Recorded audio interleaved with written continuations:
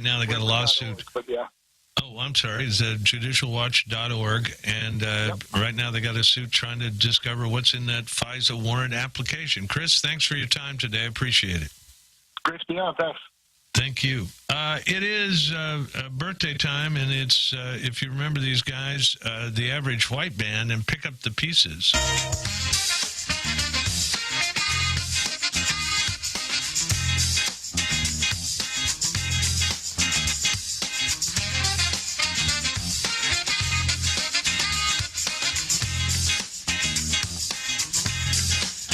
Waiting for the singer and the lyric, forget it. It's not here. The Average White Band, Pick Up the Pieces, an instrumental hit.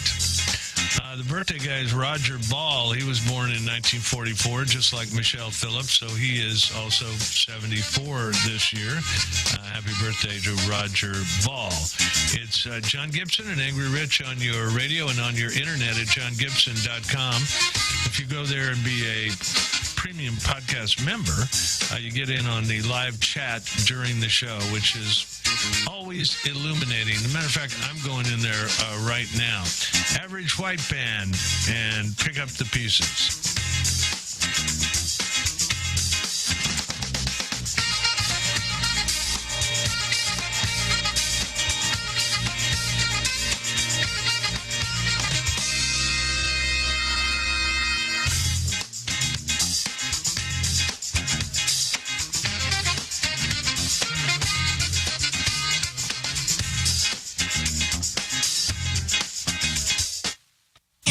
Hey, let me tell you about JohnGibsonHealth.com. That's right. There is such a thing as JohnGibsonHealth.com. Look, when it comes to robust health, I got some catching up to do. So I've latched on to the wellness supplements from Youngevity and Dr. Joel Wallach, now available at JohnGibsonHealth.com. Unlike a lot of you, let's keep the brain and the heart going strong, and we'll focus on other aspects of our wellness when we're sure we can think and that the heart keeps pumping. And for that, I'm on the Healthy Body, Brain, and Heart Pack. Do what I do. Take the Body, Brain, and Heart Pack supplements every day.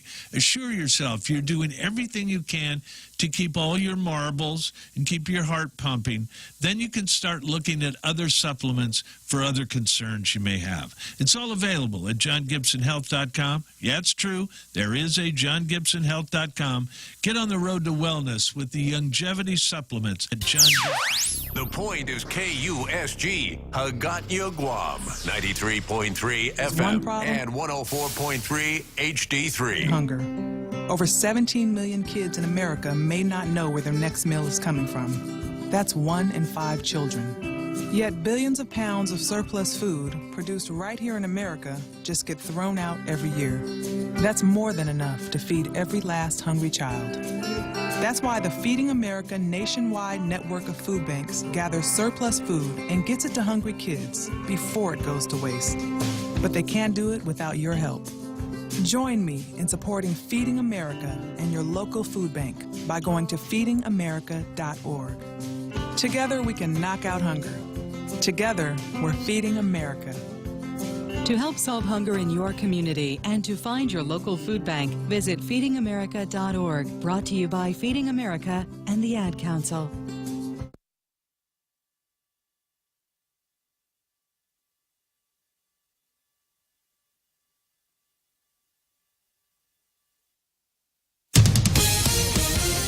Live from New York, The Fox Report.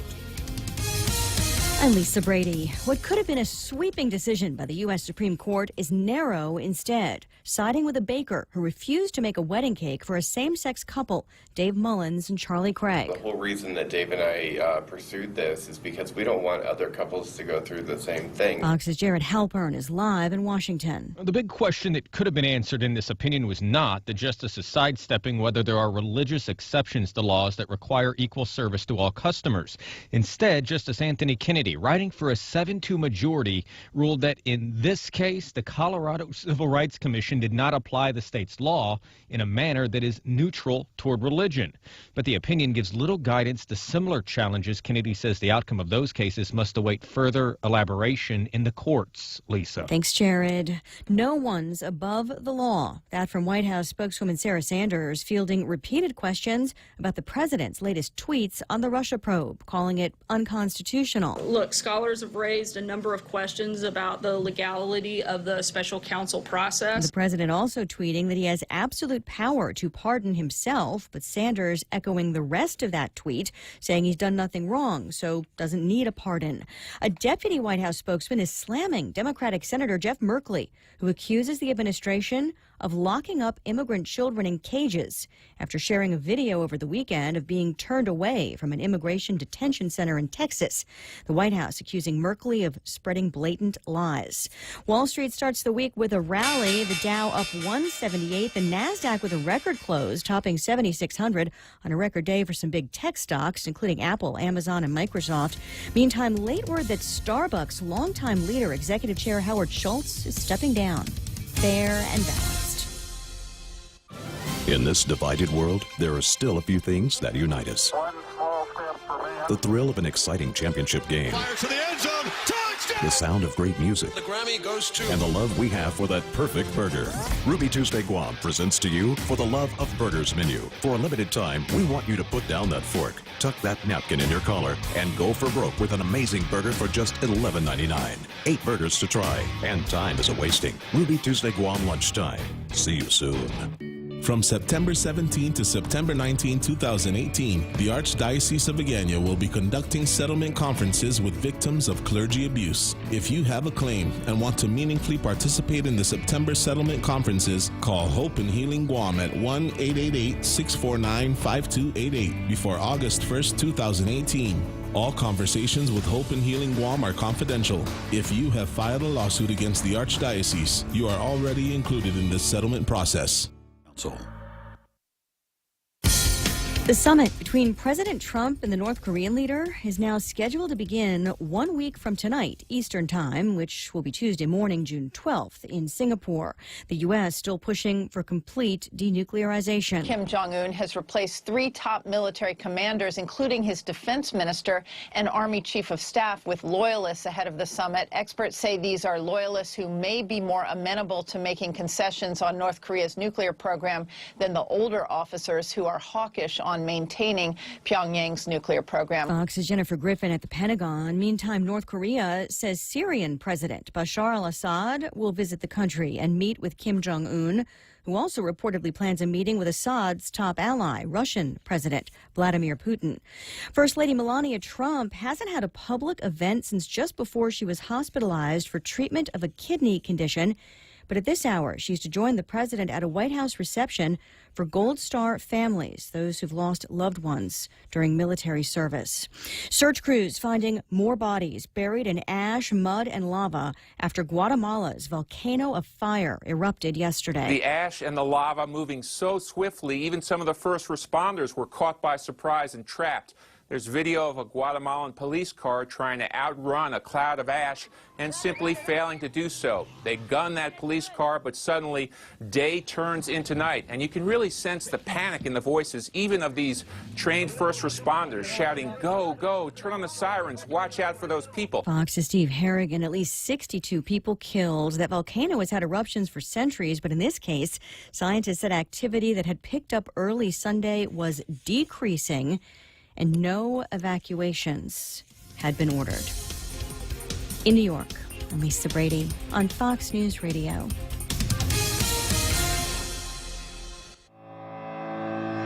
Say hello to high-speed data on the widest 4G LTE network in the Marianas.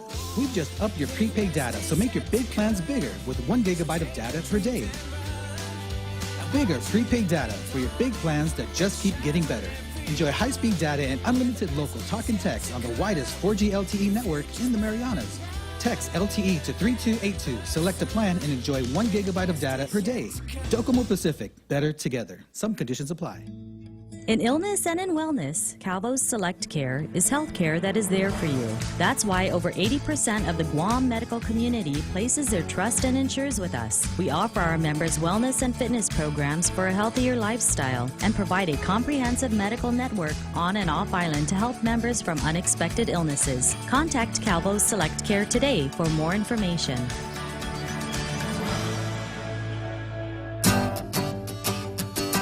So you want to buy a house, but you don't know how much you could borrow. So what do? Well, you come to Bank Pacific and get pre-qualified. Sit down with one of our home loan specialists and let us see how much we can lend you so you know how much you can spend on your new home. Bank Pacific, where we're open to closing your loan in a hurry. Bank Pacific, where others put branches, we place roots. Equal housing lender, conditions apply. Come pre-qualified today.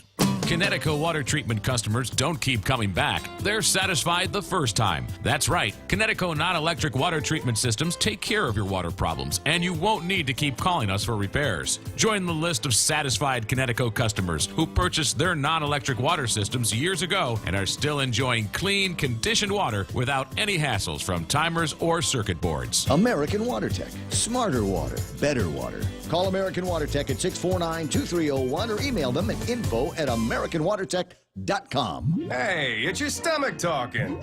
I'm just gonna cut to the chase. Subway has all new signature wraps packed with meat and flavor. And I know flavor. Okay, maybe not as much as the mouth, that's kind of his job, but we talked, and he's a big fan of the Chipotle Southwest Steak and Cheese signature wrap. And it's super filling, so you don't have to hear from me for a few hours. Unless they play this radio spot again. Subway, make it what you want.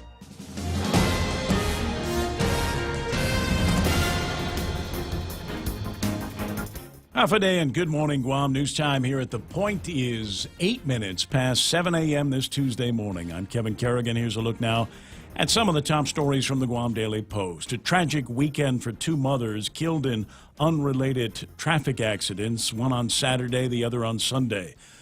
Barbara Lizama was pregnant with her 8th child when she was struck and killed Sunday night in Dededo. Medical examiner Dr. Aurelio Espinola said the 33-year-old died of a broken back and a broken neck. She was only a week into her pregnancy. She was walking back to her boyfriend's home in Dededo with her 12-year-old daughter when she was struck by what witnesses say was a white Toyota Tacoma pickup. The daughter says she saw the pickup stop and a man and a woman got out but then got back into the pickup and sped away. Police are asking for assistance in identifying the driver of that Toyota Tacoma pickup. A separate auto pedestrian accident Saturday night in Dededo claimed the life of 32-year-old Melinda Sue Duenas. She was crossing the street after leaving the Funland game room when she was hit by a car being driven by 66-year-old Edwin Bayading Baido. According to court documents, Baido stopped and immediately went to the woman's aid. When police arrived, however, and questioned Baido, the magistrate report states that he smelled of alcohol and had trouble remembering his address and phone number.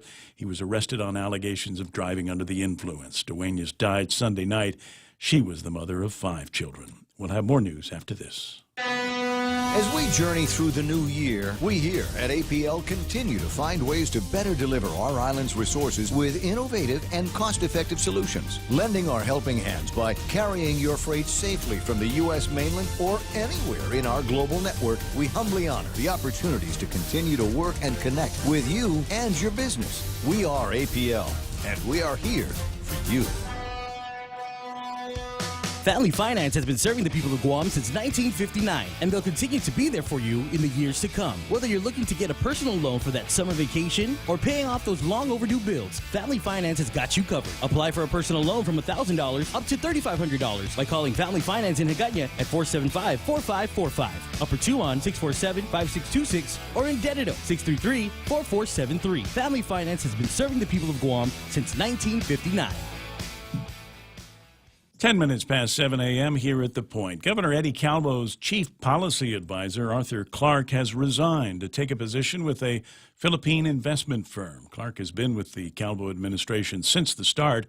He told the Guam Daily Post that he enjoyed his 7.5 years of public service and He appreciates having been a part of such a professional team and working with the governor to do good things for the island. Calvo issued a statement saying that he appreciates Clark's contributions to the community throughout his administration, and he wishes Clark and his family success and all the best as he moves on to the next chapter of his life. Clark is joining the Citadel Group as the Senior Vice President of External Affairs. Citadel Group owns IP&E, IT&E, and the ITC building. He said the company is poised to expand their business throughout the Pacific, and Clark said he'll be assisting in that effort. India, Japan, and the U.S. kick off the annual Malabar Trilateral Naval War Games this week in the Philippine Sea right off Guam. The exercise comes at a time of increased friction between China and the U.S. as Beijing militarizes the islands in the South China Sea that it claims as its own. In a statement, the U.S. Navy said the training will focus on high-end warfighting skills, professional exchanges, combined carrier strike group operations, and anti-submarine warfare, among other exercises. For these stories and more, log on to postguam.com or pick up a copy of today's Guam Daily Post. Ray is back and got some weather. Do we get to blow stuff up? Is there going to be stuff where we get to Keep blow? your eyes on the seas. Something really big up Same and with- make a lot of clouds and a lot of noise. It's the grown-up equivalent of pew pew. You know, like to go to the firing range and play with the gun. Pew pew pew pew. Right. Yeah, they do these things. It's pew pew on a huge scale. Just absolutely cool. What do we got here? Mostly cloudy skies today. Scattered showers and isolated thunderstorms, changing to isolated showers and thunderstorms in the afternoon. Winds east up to about 20 miles an hour, decreasing a bit after sunset. Highs are going to be around 88 degrees and overnight lows near 77 degrees. Now, if you're watching on the Facebook Live, we have the unique technology to be able to put the actual radar map on the screen. I don't understand what I'm looking at, but Michael Knight does. You got a lot of green and yellow and orange out there, just signs of some pretty heavy showers. Thanks that have very been much for the moving through. technical explanation. Well, for those who are Green and visually yellow, challenged. how about that? Well, we have a radio audience, so, you know. But as you can see, most of the activity actually pulling away now off to the northwest. It's got a few lingering isolated showers back behind it. Probably we'll see just a few hits and misses throughout the rest of the morning. Right. So the storm that is mostly associated with this clump of weather here, 91W, is already west of the island. Has it gone north yet? It's traveling to the northwest. It's starting to combine with another tropical disturbance, which is just east of the Philippines. And this is all going to come together and then pass off to the east and stay out over the water. This particular system is the one that was trying to bring us rain on Friday when you left. And it got its act together over the weekend and brought plenty. So now it's moving on. Yeah, I saw the breathless press releases. Yeah. Okay. Yeah. Sunset tonight about 6:46. Sunrise tomorrow morning will be at 5:52. And a note from my weather guy says starting Friday, the sun will be rising and setting later as we get closer to the summer solstice on the evening of June 21st. Okay, I'll keep that in mind, and we'll get the summer solstice cake out. Oh, you know what that is? What the 21st is? It's the 102nd show. Is that what it is? No, it might actually be the 101st. 101st. Yeah. Wait a second. It might actually be the 100th because it skipped out yesterday, right? Do I have to reconfigure? I hope not. We might want to do that, though. That way we have something cool happening on a Friday. I'll tell you, yeah. We might want to do that, and I'll tell you how we're going to get our winner of a big prize. Yeah. We haven't had a chance to talk about just yet on the radio. In the meantime, that's news and weather together, brought to you by Bank Pacific, where others put branches, they place roots. The island's fastest growing newspaper is giving you more. More local news, More local sports. more local features, And more ways to access the news you want to read. home delivery, Digital subscriptions online on postguam.com. on social media, and now on a mobile app. It's your news, your way. Download the Guam Daily Post app for Android and iOS today. Portions of the program brought to you by my friends over at King's Restaurant. They've always got something going for you. You know, they've got these great daily lunch specials that we want you to try. And what's today? Beef, not tenaktak. It's the beefsteak tomorrow on Tuesdays. That's the big deal. So that's what I want you to line up for when you get there. Now, I'm also told that they do an outstanding job with these pick 2 and pick 3 combos. Yeah, I don't understand it. It's in my mind, it's like some of those carnival games, and I'm not sure if you pick 1 or pick 2 or pick 3, and then they drop a ball on something, whether you get your food for free or not. But I'll find out. I'll find out and then get back to you on it. In the meantime, we're talking about lunch today at King's. Don't wait another day and waste another dollar. You can start saving today. At Guahan Insurance Services, we are here to help protect your investment and save you money. We offer insurance advising for business, car, and home insurance. So come and visit us at our new office at Camacho Landmark Center at Marine Corps Drive in Timoning, and let us show you that you can count on us for all your insurance needs. Call 475-1162. Portions of the Ray Gibson Show brought to you by my friends over at First Hawaiian Bank, where it all starts with yes.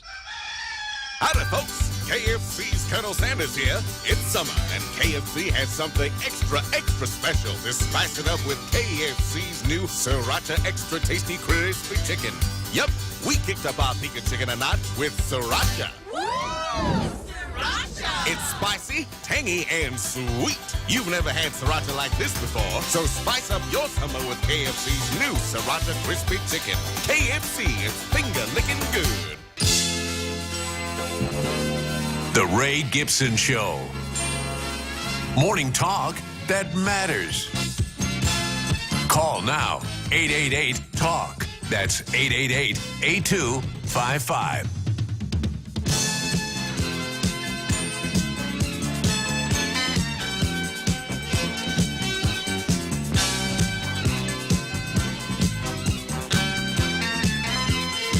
Microphone and begin talking at this time. Welcome to the Ray Gibson Show on The Point. Late, but here, and necessarily late because I'd first of all want to say thanks very much to Jim and Lisa Bigley, who hosted me for a continuation of my birthday weekend at their place out in the slums of Repulse Bay.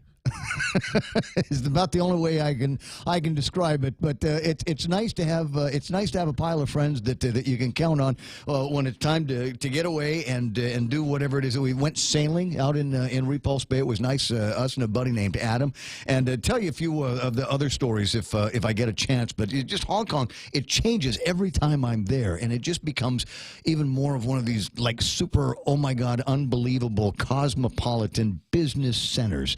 And so I had a chance to. I actually made an impact on the economy in Hong Kong. It's a small little contribution that I made, and I'm sure that the government there is very, very happy about that. But it's just the things that they are doing there that will blow your mind. And I don't know what kind of car you have, but the car that I got picked up in the airport was a Tesla. Oh yes, a Tesla. And you know what the Tesla has? Everything.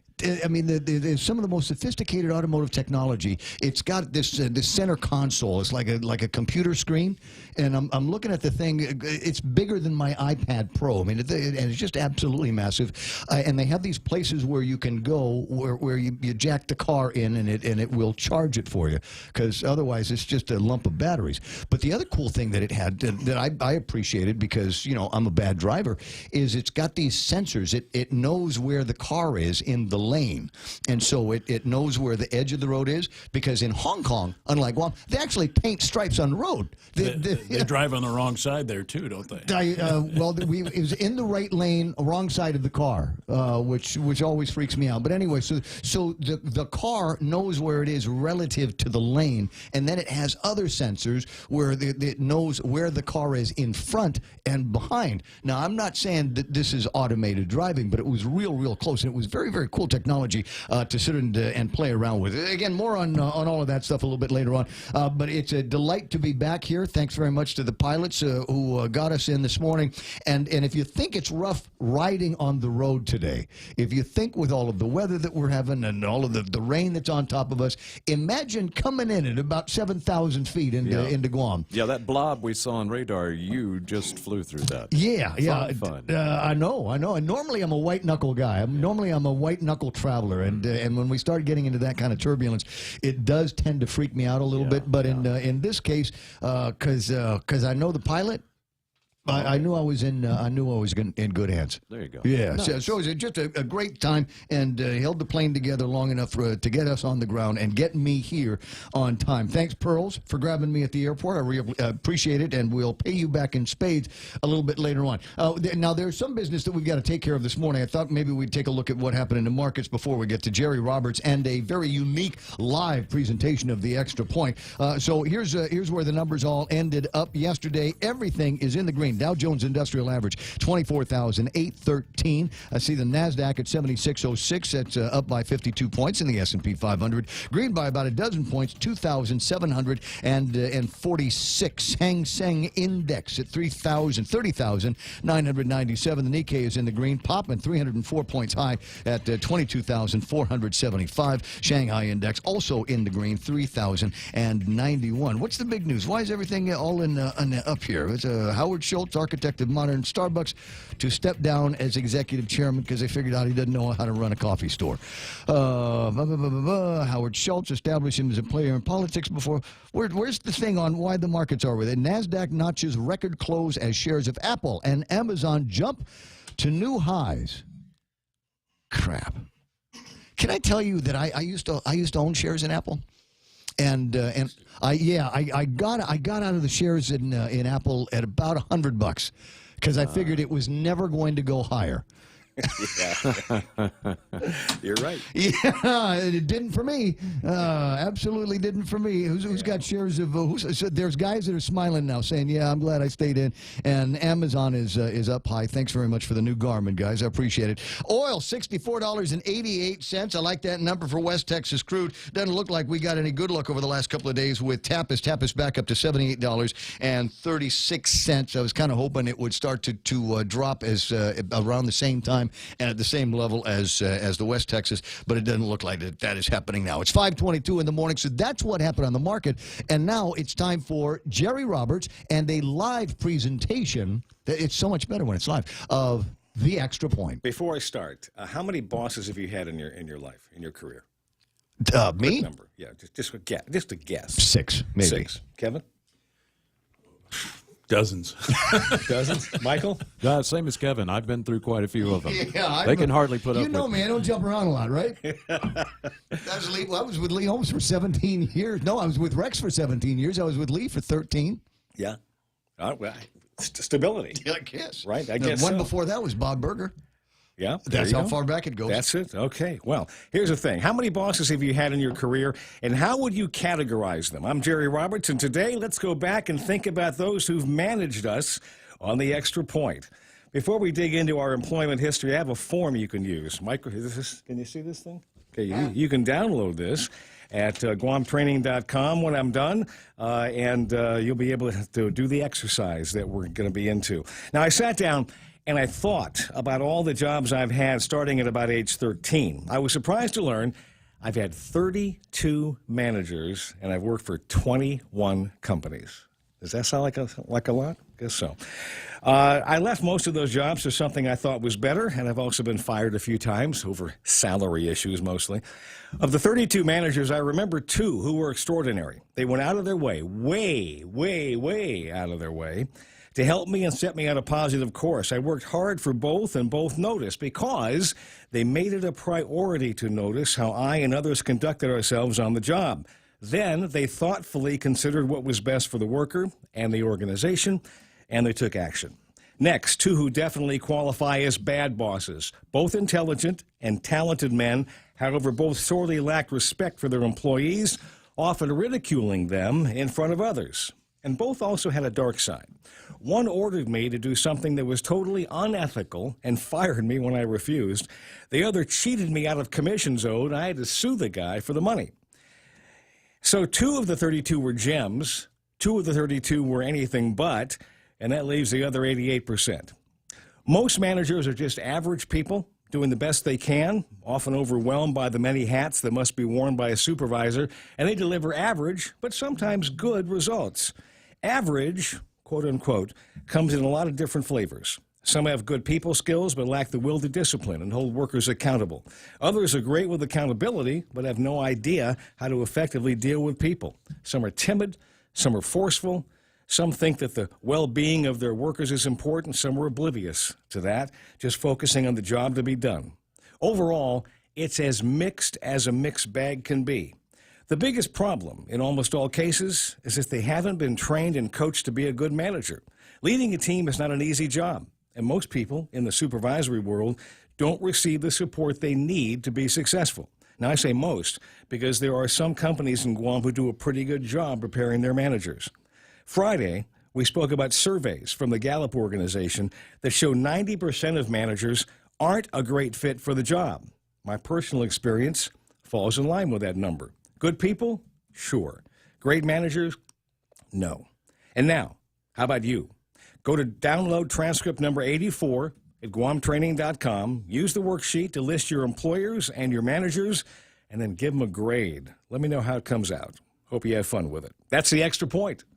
Get out there and make something good happen today. For 93.3, I'm Jerry Roberts. Should I have had more bosses? You know, it's funny because in your generation, Yeah. which is close to my generation, most of us were told, like our parents, that we should have 2, 3 companies we work for max during our career. Mm-hmm. And if that's so, then we can consider ourselves to be successful and stable human beings.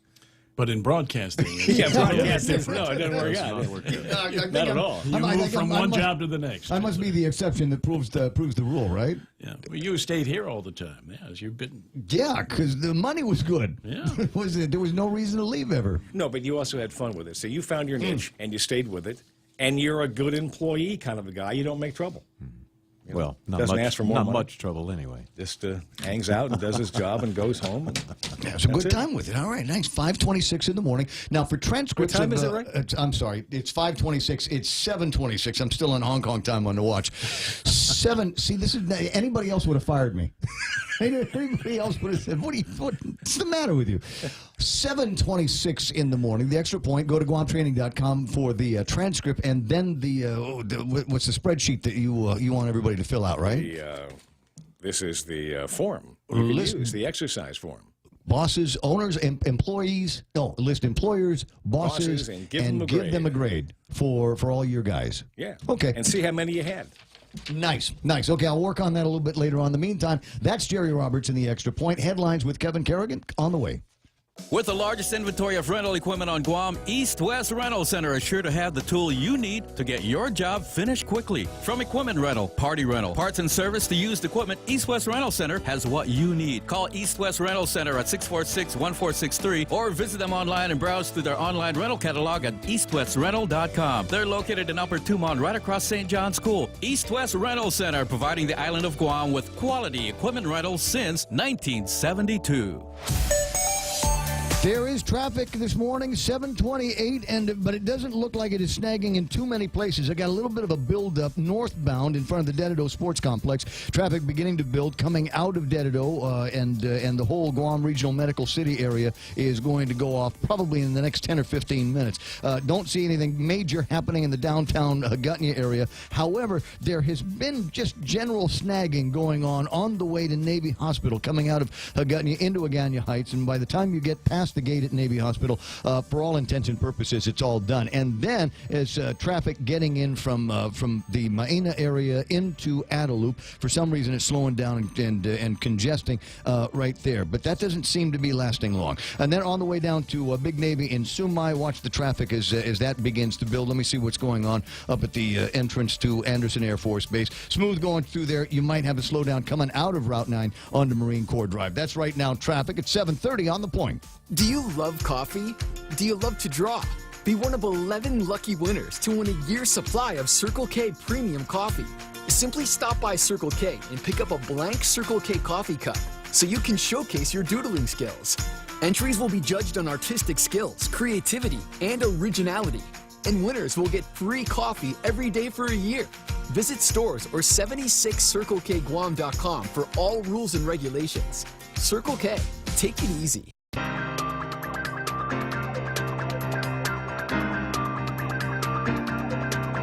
This is going to be a great day. You know how I can tell? I'm totally and absolutely unprepared.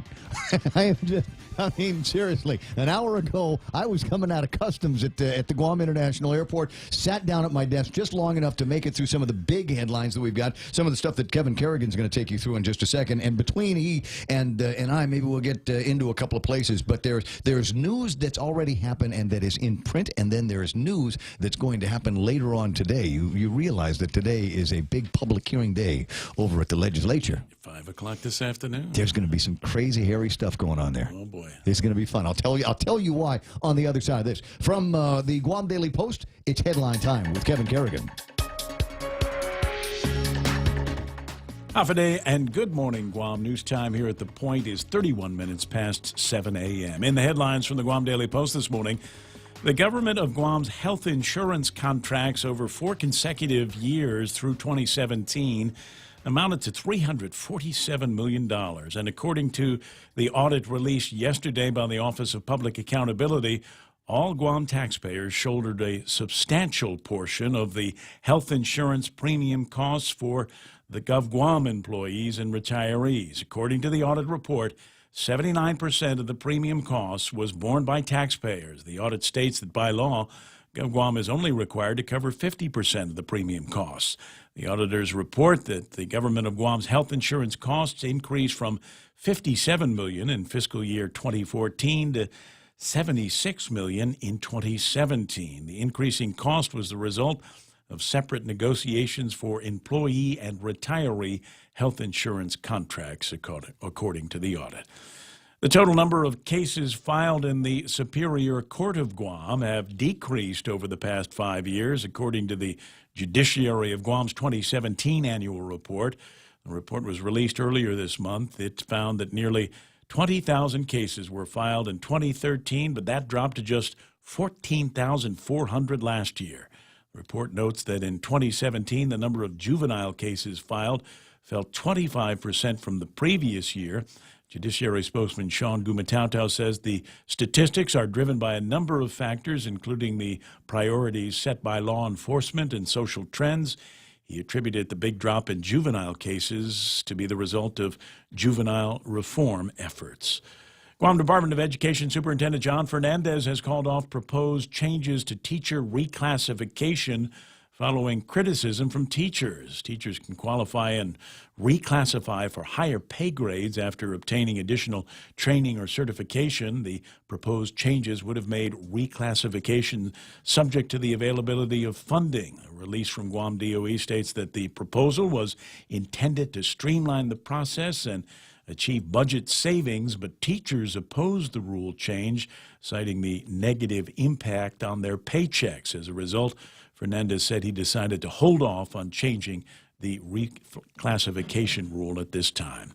For these stories and more, log on to postguam.com or pick up a copy of today's Guam Daily Post. It's 7:33, and that's iConnect time. They want you to connect longer for less with their incredible push-to-talk and mobile plans. At Micronesia Renewable Energy, values matter. So all of their solar energy systems come with guarantees and the most value. No shortcuts, all quality. It's giving you that solar energy system at the best price. It's using highly efficient solar panels with typhoon-proven racking, built by highly skilled local technicians, so your system performs and saves you money. It's total peace of mind all the time. Not all solar companies are created equal. For experienced quality solar, it's MRE. Call 632-2613. MRE, the smarter choice. Portions of the program brought to you by American President Lines. APL is shipping the future.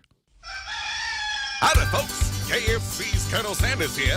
It's summer, and KFC has something extra special to spice it up with KFC's new Sriracha Extra Tasty Crispy Chicken. Yup, we kicked up our Pika chicken a notch with Sriracha.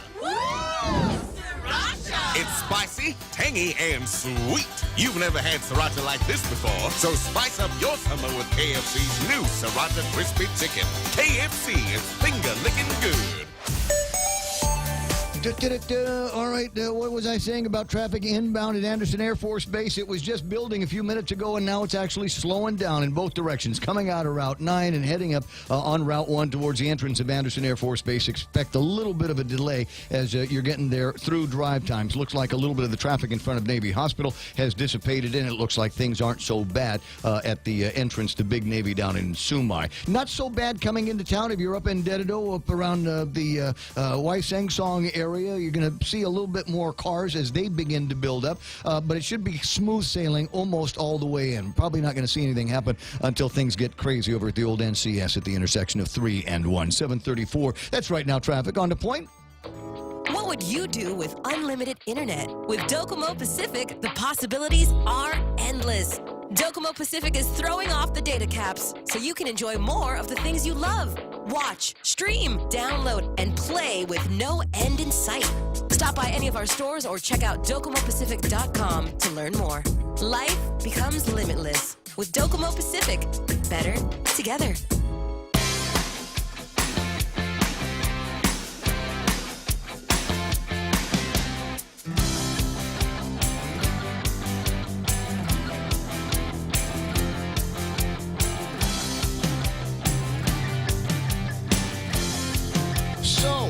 Happy. It's Tuesday, 7:35, Tuesday morning. Ray Gibson, absent Ray Gibson yesterday, but I'm here with you now and try to take you through as much of what I consider to be fun news here. And yeah, I guess there is such a thing. And the pile of paperwork in front of me and news scripts and newspapers and stories that I'll be able to glean some, I hope, some interesting talk on the way between here and there. First of all, I want to say good morning to everybody. 888-8255. That's 888-8255. Is the best way to reach me, but there's others. Facebook Live and a whole bunch of folks that are already watching on Facebook Live, including Chief Tana. Nice to see you there. Talofale Wopele, he's my high-talking chief in the tribe. I see Mark Cruz is delighted to see that I'm home. There's Greg Karabrock, Lillian Cruz, Mark Mendiola, good to see you there. The fastest man on Guam, Ryan Matienzo, has joined us this morning. Pablo Regis Be Hosano Monasilva. Hey, I know her. She works over at Gita. It's my baby sister. Yoich Rangel is online, and Sonia Lyons Kelly, and Carl and Jerry Gutierrez are starting their morning with me as usual. Loli Kamet, Marcel Camacho. Boy, I haven't heard from a Camacho in almost 12 hours. Mary Castro Farron, John Wigston, good to see you there, buddy. And Denise Mesa Mendiola, good to have you online this morning. Lamont and Juanita Gogui and Senator Luis Borja Muñoz, Dave Torrey, good morning. Great to have you on. Cousin Tommy Barcinas. And nice to see the crowd has assembled. So the question that I've asked the crowd here, and I might as well ask you guys too, is what did I miss? I was on the plane Friday night and didn't think much about Guam until it was time for me to get back on the plane at the very sexy Hong Kong airport, where there's seemingly a Starbucks everywhere, and they have these little stores that you can walk into, and you can spend $80, $100, $200 on a pair of headphones if you like. So the question I got to ask Kevin, what was a big story? What did you work on over the weekend that was delight was just a delight for you? Sleeping.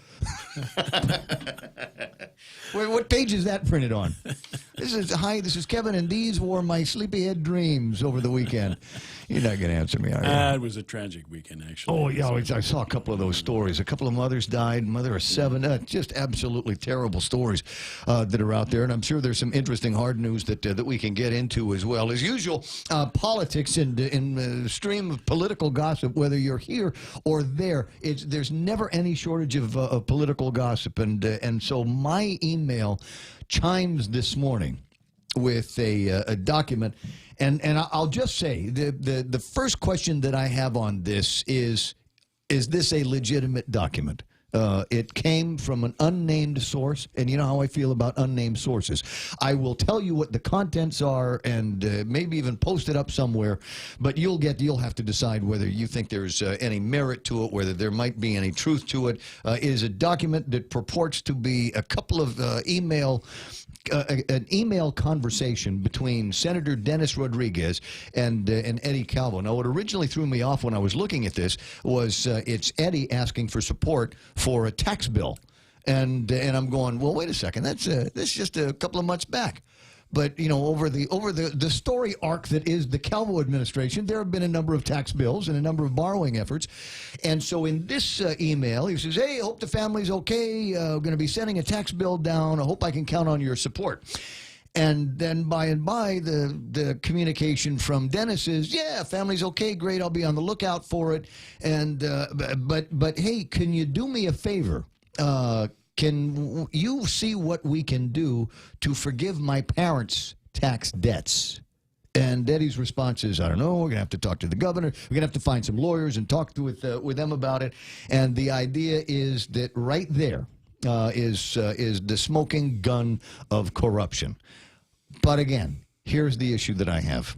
Came to me from an unnamed source. Is it real? Is it real, or is this another one of these election year hoaxes that we seem to be getting more than our share of? Is it somebody else on the Democratic side that is looking to poke holes in the Dennis Rodriguez campaign, or is it somebody on the Republican side that is hoping to poke holes in the Democratic campaign? Is it somebody on the Republican side that's trying to make it look like all of the Democrats are fighting with each other? I don't know, but it is still and all kind of an interesting drop it in my lap kind of thing. Now, I'm not one for fishing expeditions, although I will go on them from time to time when I think that they're interesting. So you get to decide with me whether or not these are real documents or not. 20 away from 8 o'clock in the morning. As I said, today's going to be a very interesting day, Tuesday, June the 5th, and this is all worth looking for. The legislature is going to be rather busy between 5 and 8 o'clock tonight. There's a couple of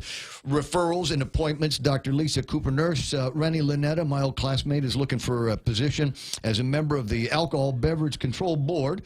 Referral of Kendi Okuhama also to the Alcohol Beverage Control Board. And then there's obviously some bills that need to get discussed. Among them, a bill, no, it's a boring one, real ID licenses, I don't care about that. Safety inspection stations on behalf of the government, blah, blah, blah, blah, blah. Where's the good stuff? Aha! I found it. I found the good stuff. An act to repeal subsection la-da-da-da-da relative to preventing additional burdens to consumers from higher market prices of online purchases and limited access to online marketplaces. This is the bill that Senator Mike Nicholas is putting before the body here that would prevent what looks like the internet sales tax. It is indeed. Yeah. Okay. So put me down as a yes vote on this one. An act to amend section la-da-da-da-da relative to restoring the liquid fuel tax rates that existed prior to the enactment of Public Law 34-44. You remember 34-44? That was the one in the very beginning of the year. It was January, and all of a sudden the price of gasoline went up for absolutely no good reason because that was the government of Guam taking just a little bit more out of your pocket. You remember that? You remember when that happened? I thought you might. I thought maybe that might ring a bell for you. I mean, since then, the price of gasoline has gone up because of market forces, none of which make any of us happy around here, but at least you can kind of understand that, and you can see what happens. Sometimes when we start talking about liquid fuel taxes and these funds that the monies are supposed to go into, you say, hey, where's all that money going? And for all of the money that you suppose ought to be going in there, our streets ought to be paved with gold. But it doesn't always work out that way. So put me down as a yes vote on that. Now, I know that my friend Leon Guerrero. Lou. No, not that one. The William. one at, the one at DepCorp. I mean, not DepCorp, DPW. Glenn. Glenn. Sure. You're right. There's a lot of Leon Guerreros floating around in my head. I know that he's testified against it, not crazy or suggested he would testify against it. He says, "Look, this is not a bad way for us to get money, and we are able to use some of the monies that we are getting now, and being able to do some things. You are seeing some road repairs. You are seeing some pavement work. You are seeing some striping and the new reflectors on the road. So if you want all that to stop, well, by all means, pass this piece of legislation." I see where you're headed with this, but there's got to be another source of funding that we can get from the general fund that would support all of those other activities. So, so you're looking for another number, huh? Let me see what I can find. Let me see what I can dig out. We'll try some of the other numbers and folks. And then there's this one here, an act to add new section relative to something. Taken out the language. It's Regine's tax bill, where there were going to be some basic need products that were going to be removed from the list of sales tax items. And I believe that there ought to be some permanent holidays on some of this stuff. I think there ought to be some things that the government of Guam doesn't necessarily make money on. I don't like the idea that the teachers have to spend their own money on back-to-school items. I don't like the idea that you got to spend a lot of money on back-to-school items. And I have been in places where part of the process, part of the deal in those places was to declare a tax holiday on certain items when it got to be back to school time. So when you go to buy uniforms from the uniform guy, because the lady at the school said your kids have to have uniforms, even though it's public school, then it seems to me that that is now a need that is driven by a policy of the Department of Education for which I don't think you ought to pay any taxes on. I think there ought to be a holiday on all of that stuff. She's got, with her ideas, it would be tampons and Kotex and some of those other items. Can we put Viagra in there? Today, I'm asking for a friend. I'm just... So there's Regine's bill that is going to get a public hearing. Ferdinand Barcenas Esteves has a bill which would do largely the same thing. Regine Bisco-Lee's is a little bit more of it needs some fleshing out. It's a lot of bone, not a lot of meat on the bone. I guess we'll talk about all of that when it gets into when the body addresses it. Esteves' bill has a lot more meat on that bone. There's a lot of things that are identified. Frankly, they could be That's rolled the one internet into the other. sales tax bill. No. Yeah, Esteves' bill. Relative to bundled and exempt goods purchased outside of Guam. Wait a second. So it's not the one. No, it's made relative to establishing further exemptions to the general sales tax, adding a section to exempt goods purchased outside of Guam for delivery to Guam. Right. Yeah. Okay. So, because I'm ordering all kinds of stuff now online in anticipation of one day one of these yahoos getting successful with the internet sales tax. And finally, and we've saved the best for last, I think, is an act to repeals 1, 3, 4, 16, 17, 18. Those, by the way, the original cable channels. Back in the original days of Guam Cable TV. And amend Section 2, all of Public Law 3487, relative to repealing the imposition of a general sales tax on Guam. This is the one, the nuclear option, as they say. That's the big one. And so I don't know why they should not have done that. They should have just started with that one.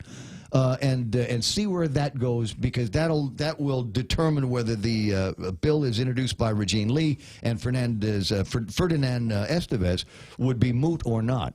So that's where I would have gone with that. Let's see what happens with Mikey's bill, and if Mikey's bill fails, then we go in and begin to surgically excise some of the bits and pieces that we don't like in those bills. So here's the thing: I know a lot of people have complained about it publicly on the radio and in print and online. And this is the thing: is you have to kind of go to the legislature and tell them what you think of these measures. It's called a public hearing for a reason. They need to hear from the public. Absent that, and you know how it is, absent that, they will oftentimes turn a blind eye to what you and I think are obvious because it's in front of us and it's in the media. But it's not part of the public record, unfortunately. So you've got to go and read your thoughts into the public record and kill this tax bill with fire. You know, we talk about my legislative fairy dust that we like to sprinkle onto things. Oh, we're going to save the environment with our plastic bag bill. And just wait until we save the environment with our plastic straw ban bill. It's coming. You know it. You know it's coming. And but here's you don't have to ban plastic straws. We just make it so that make it economically feasible for businesses to buy paper straws. I should have taken a picture of it, but I try not to be that kind of tourist. But I was sitting down, and the lady said, "What would you like to drink?" I said, "I'd like a beer," and she said, "It's 7 o'clock in the morning," and I said, "Oh, I guess I'll have a soda or something like that." And it was, it's like the old days, smoking or non-smoking. Would you like a straw with that, sir? I think in the money they save on getting straws, they should issue Gov Guam sippy cups. Nice. It's got to have a logo on it. Along with the Gov Guam toilet paper. It's you get always one in of the those studio. tossed in for free. You notice it's getting smaller, but that's I use them to I use this to wipe my glasses. That's why the toilet roll is getting smaller. That is emblazoned with the words "property of the government of Guam." Oh, really? Then how did it get here? Sorry, we digress. So there's the legislative fairy dust that we can do, but I think we ought to create for them, by way of, I don't know, some kind of hilarious sound effect that we can drop from time to time. Oh, you have been working this weekend. Oh, you put some time in, didn't you, buddy? I appreciate that. Hey, it's political season. Had to have that one. I wonder, does that work here with this story? Arthur Clark resigned as governor's chief policy advisor? Close. No. You know, it's more of a Troy Torres blows the whistle on Benita and the governor's office on the termination of Ted Lewis at Guam Memorial Hospital. Get up, it's Jesus Day. That's going to be our Benita tag? Is that what's happening? That is a multi-use. You just always look for an opportunity to use that one. I don't know. I'll play around with that topic here in just a second. But 7:50 in the morning, 888-8255. Just a quick look at the traffic here. We don't have to do the full traffic bed with the music and everything. But just to let you know, the traffic, Marine Corps Drive, this is northbound. If you are headed towards the intersection of Guam Regional Medical City, over by the airport, by Micronesia Mall, where they're building up the Jollibee. From that corner of the mall right up to the intersection is where you're going to find some traffic slowing down there. A few more cars than usual. Looking at the same thing on inbound traffic from Sinahanya and into the Agana Shopping Center and the Vapors Corner. Can I just, I think I figured it out why vapors bother me so much. It's because there's this big cloud of smoke. Right. But if you don't see them, you're going, hey, what smell is that? Yeah, is that cherry pie? Yeah, I want some cherry pie. It's chocolate chip cookies or something like that. And then you turn a corner and it's just, it's their cloud of lies. It's usually some really ugly dude, man, with a vape in his hand. Like, hey, come on, Not what asking is you that? for cookies, bro. All right, so Romeo's asking, did Arthur Clark get the cushy job with Fidelity because the government agency rents? Because of all the government agency rents he escorted into their building over at ITC. I don't know. It's interesting. It's an interesting theory. And maybe we'll get a chance to ask him a question about that, or not. I don't know. I mean, the guys are accessible, guys are unaccessible. And if it was, no, he's going to the Citadel Group. So it's not the guys that own ITC building. It is. It is. Yeah. Okay, but so it's not Fidelity, it's Citadel. Right. Okay, so the point of Romy's question is he got that cush job there because of all of the tenants that they put into that building while he was the chief policy advisor for the governor. That's the question. That's because that's the way the brain is turning around here on a Tuesday morning. Is that what's happening? As they say, it's that time in the administration, and a lot of guys are going to start looking around and saying, well, I'm not going to be around here much longer because Eddie's not going to be around here much longer. And so you figure, the Lieutenant Governor Ray Tenorio, if he is elected, is probably going to bring in his own guys. And it's possible that if Dennis Rodriguez or Lulian Guerrero or Carl Gutierrez or who else is running? Frank Hogan and Alicia. It's possible if these guys win, they will probably want to bring in their own guys. Okay. 888-8255. That number again, 888-8255. I'm delighted to hear this. Fernandez calls off the changes to the teacher classification. I didn't even know this was an issue until Becky North from Habitat for Humanity called me, and I thought it was going to be a PSA for the Habitat for Humanity. As it turns out, it was, no, I'd kind of like to talk to John about this program that they've got there that didn't seem to be much of a morale boost for the teachers in the Guam Department of Education system. It says, they've got to, on a regular basis, go and get themselves recertified, reclassified, get new piles of degrees under their belt. And so the idea is that, that much smarter. You've got that much more training. You've got that many more letters at the end of your name, and we think that you ought to be compensated for it. And the answer to that question is yes, that's a good idea. But it was, we'll have to wait until funds are available. And I thought, well, what's the incentive behind that? And then it wasn't clear in my head whether, when the funds were available, would it be retroactive to the day that you got that diploma, that additional classification? That wasn't very clear to me either. So I'm glad that they've pulled this thing. I know the GFT was going crazy about it, and a bunch of the teachers were kind of nuts about the idea. So I'm glad to see that John has decided that that's not what he's going to be doing with the teacher reclassification. But then the question is, what happens to the teachers that have gotten the reclassification? Will they be able to get the raises, and how will that happen? I don't know what the answer is, but we'll try to find out this morning. Hey, Mark, good morning. Welcome to the program. Excuse the mess. Welcome back. I was like, when I WhatsApped you, I was like, hey, all question marks, and you were like, oh, I'm in homegrown. Yeah. I thought I told everybody one of the. You must have missed it when I talked about it last week. I was going to take some time off and go hang out. You know my buddy Jim, and he's my one rich friend. So I thought I'd spend a week. Thought I'd spend a weekend with him, and I figured there wasn't much going on yesterday, was there? What did I miss? I don't know. I just listened to the national programs that you were playing. Yeah, so it's all right. It's all right. We did do a little bit of some of the best of, I suppose, for a couple hours yesterday, and that's always fun and a little confusing for the listeners, I'm sure. But there's at least one more trip that I got to take later in the month for a trade show in Singapore. So there's your warning. Okay. Well, on the other show, because I can't get you in the bedroom on the TV, so Joanne was listening, and John Fernandez was on the other show. What did he say? Some guy named Tom called in and basically threw out the fact that one of his granddaughter's teachers was claimed that President Trump is the worst president the United States ever had, and he kind of, I don't know, I was kind of pissed off about that. But we did. What do the teachers do? Was it a political a PhD class? Was it democracy class? Yeah, no, they didn't say. They just didn't say. So was it like art class or something like that? So are the teachers now getting into political discussions and outside of the curriculum? Yeah, I would want that teacher reprimanded because and even if they were teaching civics. There's no place for them to criticize a sitting president.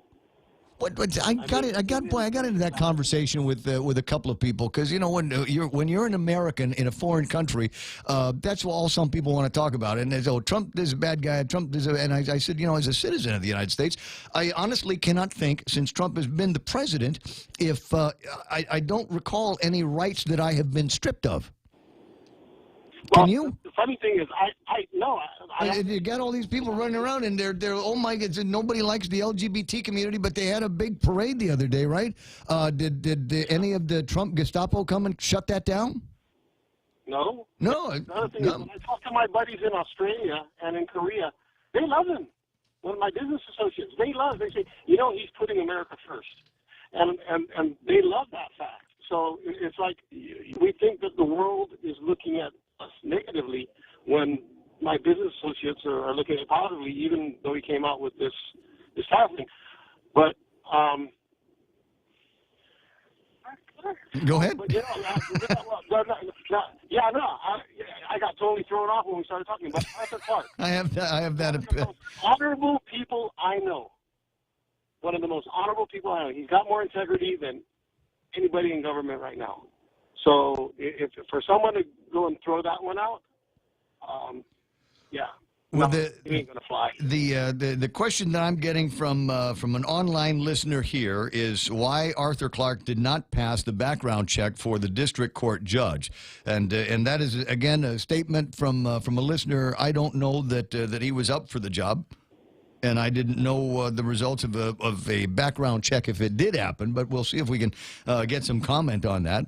Those possible he's going, wait a second, I'm a private citizen now. Why do I have to answer any of those questions?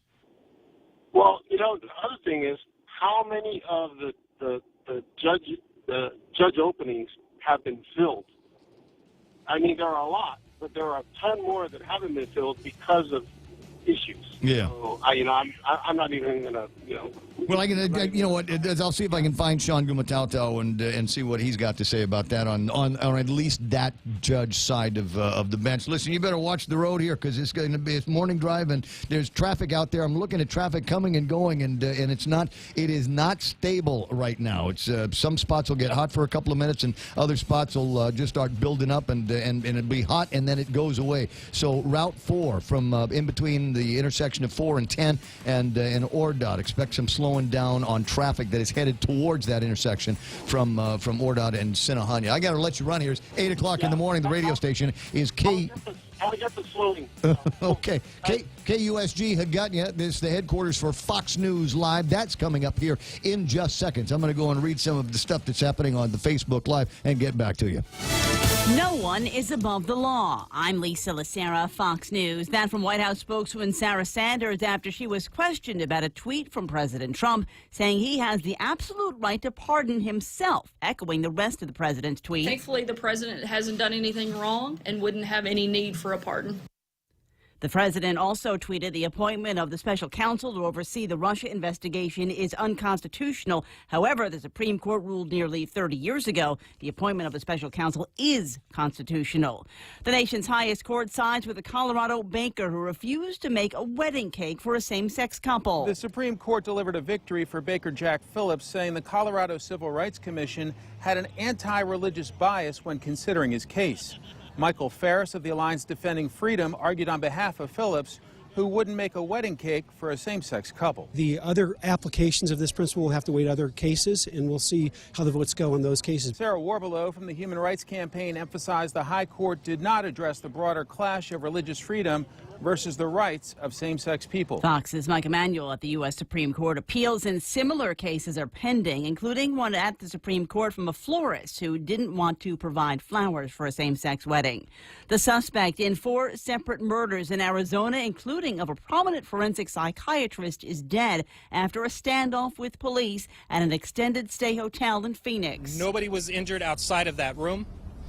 Our tactical team did make entry into that room and located the suspect deceased from an apparent self-inflicted gunshot. Phoenix Police Sergeant Vince Lewis. Police have not yet released the suspect's name. Stocks up for the second consecutive day today with tech companies, retailers, and household goods companies in the lead. The Dow up 178, the NASDAQ gained 52. Fox News, fair and balanced. When you think about better water, think Kinetico softened water. Kinetico water conditioners work like no other, supplying a continuous flow of luxuriously soft water without disruption and without use of electricity. After all, better water flows from better thinking. Kinetico. American Water Tech. Smarter water, better water. Call American Water Tech at 649-2301 or email info@americanwatertech.com. In this divided world, there are still a few things that unite us. The thrill of an exciting championship game. Fires to the end zone. Touchdown! The sound of great music. The Grammy goes to... And the love we have for that perfect burger. Ruby Tuesday Guam presents to you For the Love of Burgers menu. For a limited time, we want you to put down that fork, tuck that napkin in your collar, and go for broke with an amazing burger for just $11.99. 8 burgers to try, and time is a-wasting. Ruby Tuesday Guam lunchtime. See you soon. A guilty plea from a California man whom authorities say planned a Christmas Day attack at a San Francisco tourist attraction. Everett Aaron Jameson entered a guilty plea after admitting his plan to help a terror organization pull off the attack. He told undercover FBI agents he planned to set off pipe bombs at a tourist attraction which was not named, funneling people into an area where he could pick them off with gunshots. Jameson's attorney argued his client never executed the plan and never had access to guns to carry it out. As part of the plea agreement, a second charge of distributing bomb-making materials was dropped. Jameson agreed to spend 15 years in prison. He'll be formally sentenced in early September. Gernal Scott, Fox News. The advice given to residents of a high-rise in Great Britain that caught fire last year, killing dozens, facing criticism in a new report. The fire at Grenfell Tower in London killed 72 people. Now, as Britain examines what went wrong, an expert report says the fire service's policy to urge residents to stay put had effectively failed barely half an hour after the fire began. And yet, residents weren't told to evacuate for another hour. The report also says plastic cladding fixed to the outside of the high-rise was incorrectly installed and didn't comply with fire regulations.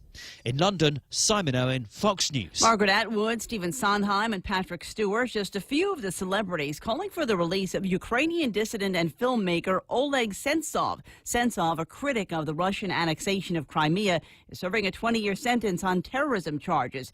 In a letter written today, the celebrities are calling on Russian President Vladimir Putin to free Sentsov, writing that the upcoming World Cup games in Russia would heighten security of the country's human rights abuses. Lisa Lacera, Fox News Radio.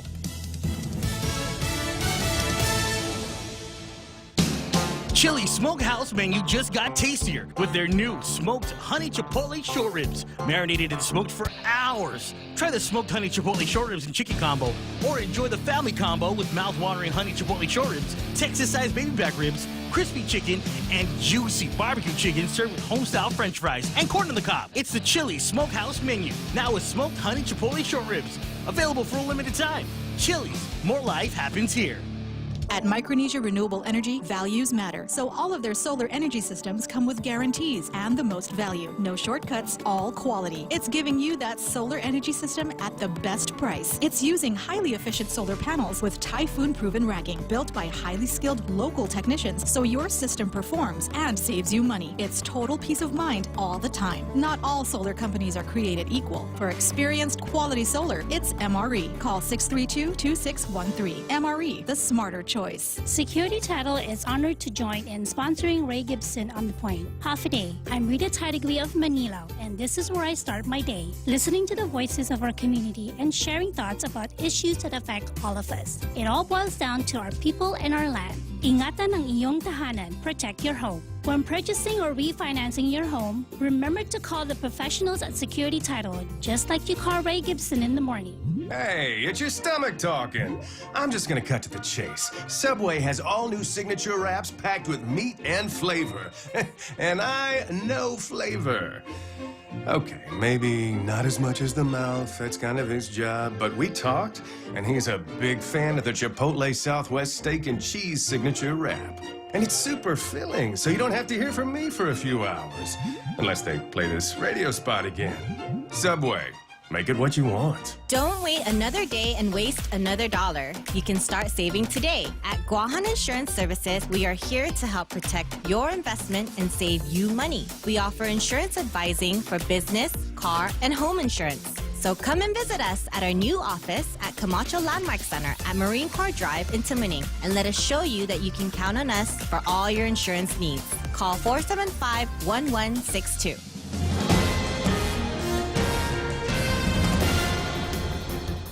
Half a day and good morning, Guam. News time here at The Point is 8 minutes past 8 a.m. this Tuesday morning. I'm Kevin Kerrigan. Here's a look now at some of the top stories from the Guam Daily Post. A tragic weekend for two mothers killed in unrelated traffic accidents, one on Saturday, the other on Sunday. Barbara Lizama was pregnant with her 8th child when she was struck and killed Sunday night in Denado. Medical examiner Dr. Aurelio Espinola said the 31-year-old died of a broken back and neck. She was only a week into her pregnancy. She was walking back to her boyfriend's home with her 12-year-old daughter when she was struck by what witnesses say was a white Toyota Tacoma pickup. The daughter says she saw the pickup stop and a man and a woman got out, but then they got back in and sped away. Police are asking the public's help to identify the driver of that white Toyota Tacoma pickup. A separate auto pedestrian accident Saturday night in Denado, also claiming the life of 32-year-old Melinda Sue Duenas. She was crossing the street after leaving the Funland game room when she was hit by a car being driven by 66-year-old Edwin Baido. According to court documents, Baido stopped and immediately went to the woman's aid. When police arrived, however, and questioned Baido, the magistrate report states that he smelled of alcohol and had trouble remembering his address and phone number. Baido was arrested on allegations of driving under the influence. Duenas died on Sunday night. She was the mother of 5 children. Guam Department of Education Superintendent John Fernandez has called off proposed changes to teacher reclassification following criticism from teachers. Teachers can qualify and reclassify for higher pay grades after getting additional training or certification. The proposed changes would have made reclassifications subject to the availability of funding, however, and as well they would have reduced the number of reclassification opportunities during the year. Guam DOE said in a release that the proposal was intended to streamline the process and achieve budget savings, but teachers opposed the rule change, citing the negative impact on their paychecks. As a result, Superintendent Fernandez said he decided to hold off on changing the reclassification rule at this time. We'll have more news after this. Howdy, folks. KFC's Colonel Sanders here. It's summer, and KFC has something extra special to spice it up with KFC's new Sriracha Extra Tasty Crispy Chicken. Yup, we kicked up our Pika Chicken a notch with Sriracha. It's spicy, tangy, and sweet. You've never had Sriracha like this before, so spice up your summer with KFC's new Sriracha Crispy Chicken. KFC is finger-licking good. As we journey through the new year, we here at APL continue to find ways to better deliver our island's resources with innovative and cost-effective solutions, lending our helping hands by carrying your freight safely from the U.S. mainland or anywhere in our global network. We humbly honor the opportunities to continue to work and connect with you and your business. We are APL, and we are here for you. 11 minutes past 8 a.m. here at The Point. Gov Guam's health insurance contracts over 4 consecutive years through 2017 amounted to $347 million. And according to an audit released yesterday by the Office of Public Accountability, all Guam taxpayers shouldered a substantial portion of the health insurance premium costs for Gov Guam employees and retirees. The audit report states that 79% of the premium costs was borne by Guam taxpayers. The audit says that by law, Gov Guam is only required to cover 50% of the premium costs. The auditors reported that Gov Guam's health insurance costs increased from $57 million in fiscal year 2014 to $76 million in 2017. The increased cost was the result of separate negotiations for employee and retiree health insurance contracts, according to the audit. A convicted sex offender is back behind bars after allegedly sexually assaulting 2 female minors known to him. 34-year-old Gabriel Inas Figueroa Castro, accused of inappropriately touching the girls aged 9 and 14 on multiple occasions over the last few years. Castro was previously convicted of third-degree criminal sexual conduct. For these stories and more, log on to postguam.com or pick up a copy of today's Guam Daily Post. Here's Ray with some weather. It's going to rain, mostly cloudy and scattered showers. Isolated thunderstorms in the morning forecast, changing to isolated showers and thunderstorms in the afternoon. So it's not a big change. It's you don't like the weather now, you're not going to like it this afternoon either. East winds 15 to 20 miles an hour, decreasing a bit after sunset. Highs today about 88 degrees and overnight lows of about 77 degrees. Sunset tonight about 6:46.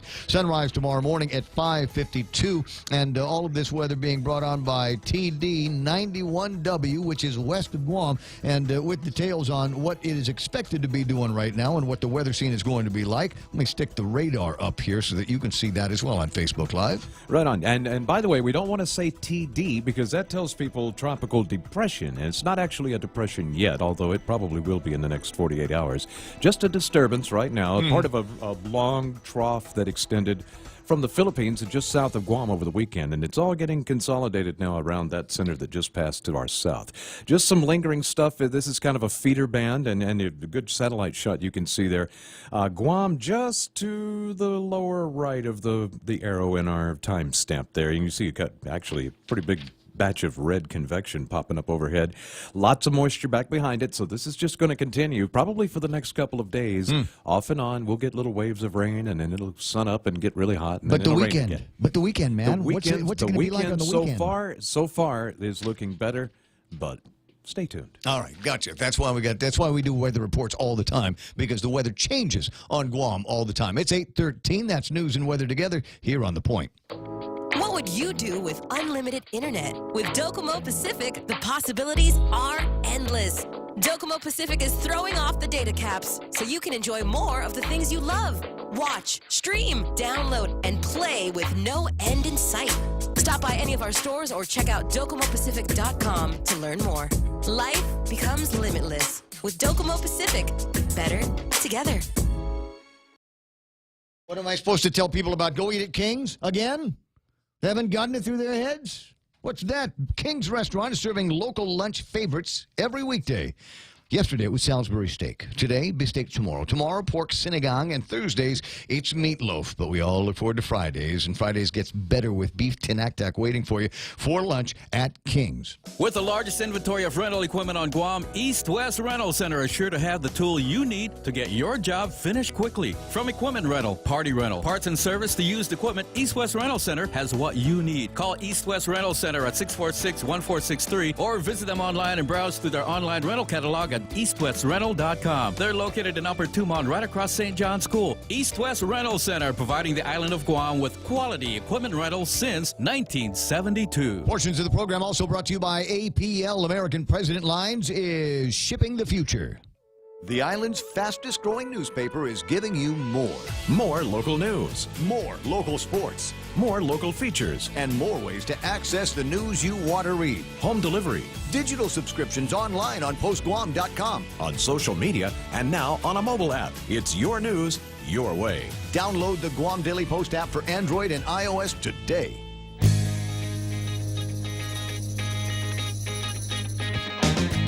The Ray Gibson Show. News to fill your mind. Talk to get it out.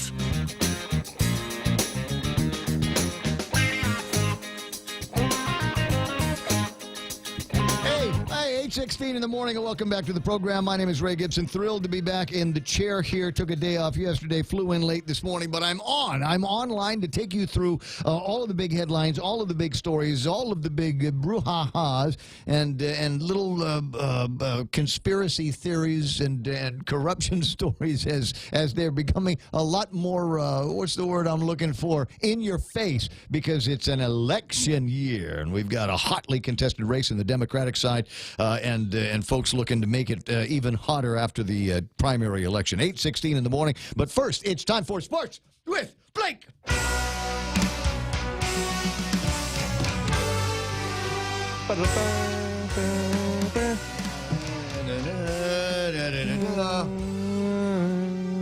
All right, so Blake asked me the question. He said, did you have any good coffee while you were in see Hong what Kong? I did, too? I waited right before you turned on your mic to ask you that. Yeah.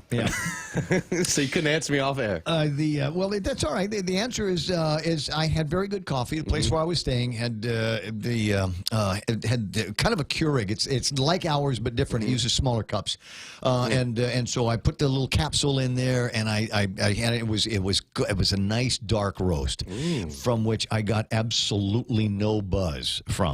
Really? Yeah, and come to find, I was there for like 2 days, and I finally got around to reading the label, and it was decaf. Oh. No. I was at Shea's. I was at Shea's. Dr. Shea's? Dr. Shea's Scholar Athlete. I was trying to say the Shea Scholar Athlete. I got hung up on the alliteration there. So he had 4 winners at that? He had Was like Emma and who? It was Emma. See, I just had it here, and I'm glad that you asked me that. Yes, he had, let's see, Emma, Chloe Miranda, Takumi Simon, and I am getting Pinwheel of Death. Emma actually won. She won the community award, I believe. Let's see if I can actually find the official name of what Emma won. The thing about Dr. Shea's Facebook page It's the only one that gives me lag when I scroll up and down. I don't know why. It's because he's got so much stuff on it. Is that what it is? Yeah, but don't worry. Just go to your page because I'm sure he's tagged you in it. He did. He tagged me in it, and that's what I'm waiting on. So it's the Emma Sheedy won the let's see here, Shea Su Ying Outstanding Community Service Award, and the award is one of Dr. Shea's favorite, as he puts it, because it provides a $1,000 to the charity of Emma's Choice, and she was awarded that. Shout out to Emma Sheedy for her work outside of school, and she is an inspiration to all. And also Miss Earth Guam as well. And she's very, very accomplished still to just be in high school. Yeah, Emma, let me give you a suggestion. Ray Gibson Super Fund is where I'd like you. That I think should be your charity of choice, if it's possible. The Ray Gibson Super Fund, and it's connected with virtually all of my credit cards. Yeah, It's so like just a 503c or something. kind of like a PayPal, right? 503, 504, whatever it takes. Whatever it is. And for the females, the Dr. Shea scholarship co-winners. Only the second time in the award's inception in 18 years, and both from St. Paul, Chloe Miranda and Hallie Sinney. I think it's Hallie Sinney, the dynamic duo from the St. Paul Christian School. They were named the 2018 Shea Su Ying Female Athletes of the Year, with Takumi Simon, who is a standout over at St. John in basketball. He won for the males, for the guys. How did we do on baseball? We got at least one game rained out, right? We got one rained out, and I believe I saw one that did come across. Did it come across, or am I thinking of the rain out? No, today. Let's see here. The last two undefeated teams at 3-0. So somebody's going to get their first loss of the season, unless it's rained out again, as the Orioles will take on the Rays, Ray, this evening at the Sale. Yeah, the weather forecast doesn't seem to suit that. It looks like we're going to have some scattered showers and thunderstorms through the course of the evening, so I would not hold my breath on that one. Okay, well, and as of, let's see here, yes, and let's see here, the game was canceled yesterday, right? Or was that Sunday, June 3rd? That was Sunday night. 4:30 game was canceled. That's one we were talking about earlier, the Astros and Smokies. So no word yet on when or if that will be made up. By the way, got a call in, and the young lady's name, whom you mentioned just a moment ago, actually Haley is her. Is it Haley? Okay, yeah, Haley. So. Haley Sinney. Sorry, Haley. And I've actually interviewed. I think I met both Haley Sinney and Chloe Miranda. Well, these kids have been knocking around courts and fields all their lives. I've known Gabriel since he was just a squirt. Really? Yeah. And I think when I first started reporting on sports, they were like freshmen, or maybe going to be freshmen or something like that. So, and there's more where that came from. So be on the lookout. The Simon name you're going to hear again. Plenty more. And elsewhere, I did want to from those current athletes to some former Guam standouts who went on to play collegiately. Let's see here, GuamBasketball.com and ACAS. They're offering weekly, if you're looking for something to do, weekly half-day basketball camps for youths. From now until all summer, from June 4th until August 3rd at the Tamuning Gym. Callie Beneventi and Destiny Castro, both from Chaminade and, of course, Academy and ND, respectively, are back to help give back to the local sports landscape. So son of the guy that I stayed with over the weekend, his boy is Taylor, and Taylor's 8 years old and loves baseball. And he's going to be here for a little bit over the course of the summer. Okay. And so they're looking for a coach or some kind of a clinic that he might be able to get into over the summer. Are you aware of any clinics for baseball? I'm not, but I am aware of Justin Bennett. He writes over at the Post for sports, and he's also very. I don't want to say he's the head. Maybe his father is, but either way, the Bennett's very, very well-known baseball family. They're very high up in the GBA, the Guam Baseball Association. So they can provide. Hook me up. There could be some money in it. I don't know. They want to make sure that because he's in a program there, but if he's going to be breaking away, they want to make sure that as all parents do, when you're going someplace where your kid's coach and his sports infrastructure isn't, that's what you do. You go and you say, okay, well, we're going to be in San Diego for a couple of weeks. Let's go see if we can find somebody in San Diego that can keep the momentum going on this kind of training, because in a lot of cases, that makes all the difference, getting those training hours under your belt, and it'll make a difference in your play. It'll make a difference long term down the road, especially when more parents are starting to look at opportunities to do scholarships like Dr. Shea's, where it comes down to your brain power and your skills on the court and on the field. Yes, and of course being all around outstanding, and and it was a great event. It grows each and every year, and who's who amongst the local Guam sports scene, and just a lot of fun, and of course the whole point was to honor the athletes that are going on to the next chapter, and it was really, really cool the way that they did Who was it. the guest speaker? I think I didn't. Was it Tom? Yeah, it was Dr. Okay. I was saying it was Dr. Shea. Yeah, I'll be the guest speaker at my thing this time. That's what, because I am paying all of the bills, and now you people are going to listen to me do some talking. All right. So what else is going on? I want to say that we had the finals in the basketball. That's all done, right? No. Well, game 1 and 2 are done. So I've been gone for 4 days. What is that? You got another while. So what did they get rained out at Paseo too? Yeah, usually that's not over till very close to my birthday. That ends about a week before my birthday. Get out of here! So it's still going. But it's still going to be Warriors. What is it? Best of 20, right? It seems like that. Best of 27, actually. Yeah. No, best of 7. Warriors are up 2-0, and now the format is 2 games. 2 games, and then 1-1-1. So they switch it. So now the next 2 games are going to Cleveland, and then if needed, Game 5 will go back to Golden State. And then Game 6, back to Cleveland. Game 7, back to Golden State if needed. Now, if Golden State just sweeps them and they win the next 2, or they win their first to 4, then it ends wherever the game is. Is anybody winning yet? Yeah, the Warriors are up 2. Yeah, the Warriors are up 2 games to 0. none. But I think Cleveland will probably steal one at home. They'll get the first one, and LeBron. So you missed a whole big deal. So LeBron scored. Was there a fight? Yes, LeBron scored 51 points in Game 1. They had a chance to. Yeah, and they still lost. LeBron scored 51 points in Game 1. They set a record, by the way. Only 6th player to ever do that in a finals game. And then they had the game won. All J.R. Smith had to do was just drive in for a layup. It would have put them 2 up with like 4 seconds to go. Not even less than 4 seconds to go. Game over. Well, J.R. Smith takes the ball and runs straight for LeBron. Time runs out. We go into overtime. The Cavs lose. So LeBron scored 51 points. Looking at JR, there's a meme on the internet. He's like this. You had one job. Yep. You had one job. Yep. So that was the main drama. That's kind of the storyline of these finals is that J.R. Smith will forever be remembered. I mean, the only way he can redeem himself is they come back and win. I don't think it's going to happen. Yeah.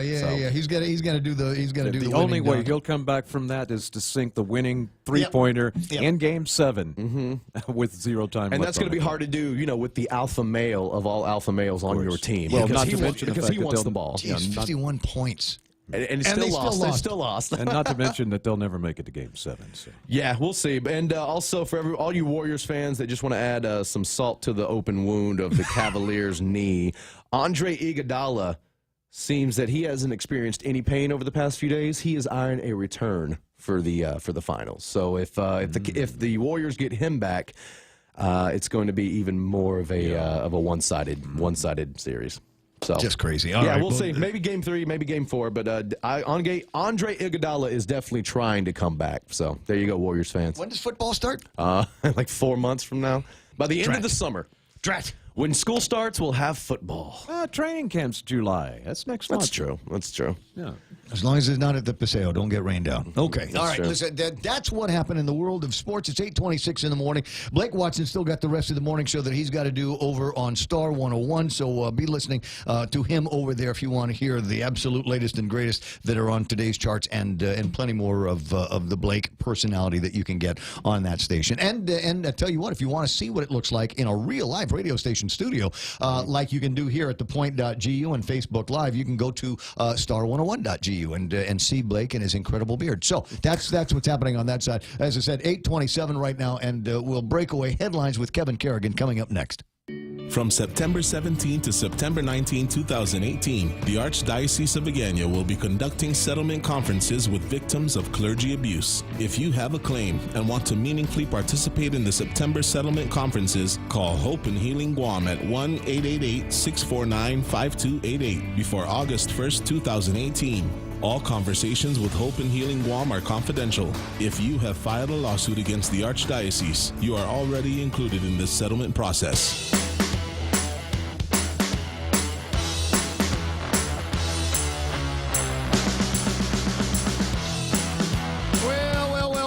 So what did we decide? We're going to, what day is going to be the 100th episode of the Ray Gibson Show? Don't say 100th anniversary. I already got in trouble for that. The 100th episode of the program. No, I think since we missed yesterday, right? Then we'll do it on Friday the 21st. Friday the 21st. Which is great, because that's my dad's birthday. Okay, so this is the thing, my dear friends, people of Guam.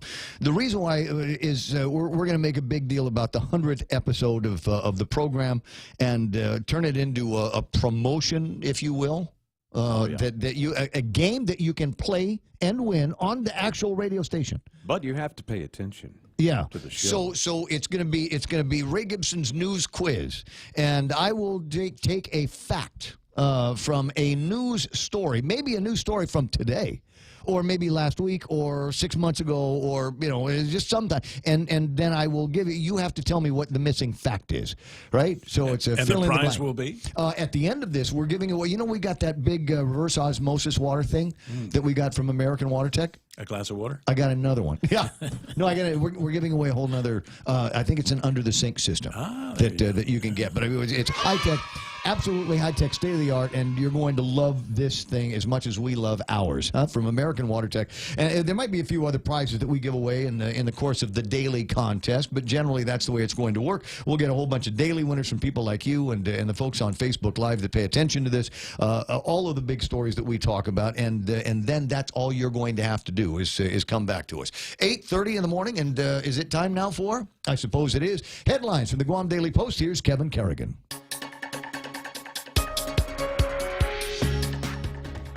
Half a day and good morning, Guam. News time here at The Point is 8:30 on the nose. In the headlines from the Daily Post this morning, Governor Eddie Calvo's chief policy advisor Arthur Clark has resigned to take a position with a Philippine investment firm. He told the Guam Daily Post that he enjoyed his 7.5 years of public service and he appreciates having been a part of such a professional team and working with the governor to do good things for the island. Calvo issued a statement saying that he appreciates Clark's contributions to the community throughout his administration, and the governor said he wishes Clark well and his family success and all the best as he moves on to the next chapter of his life.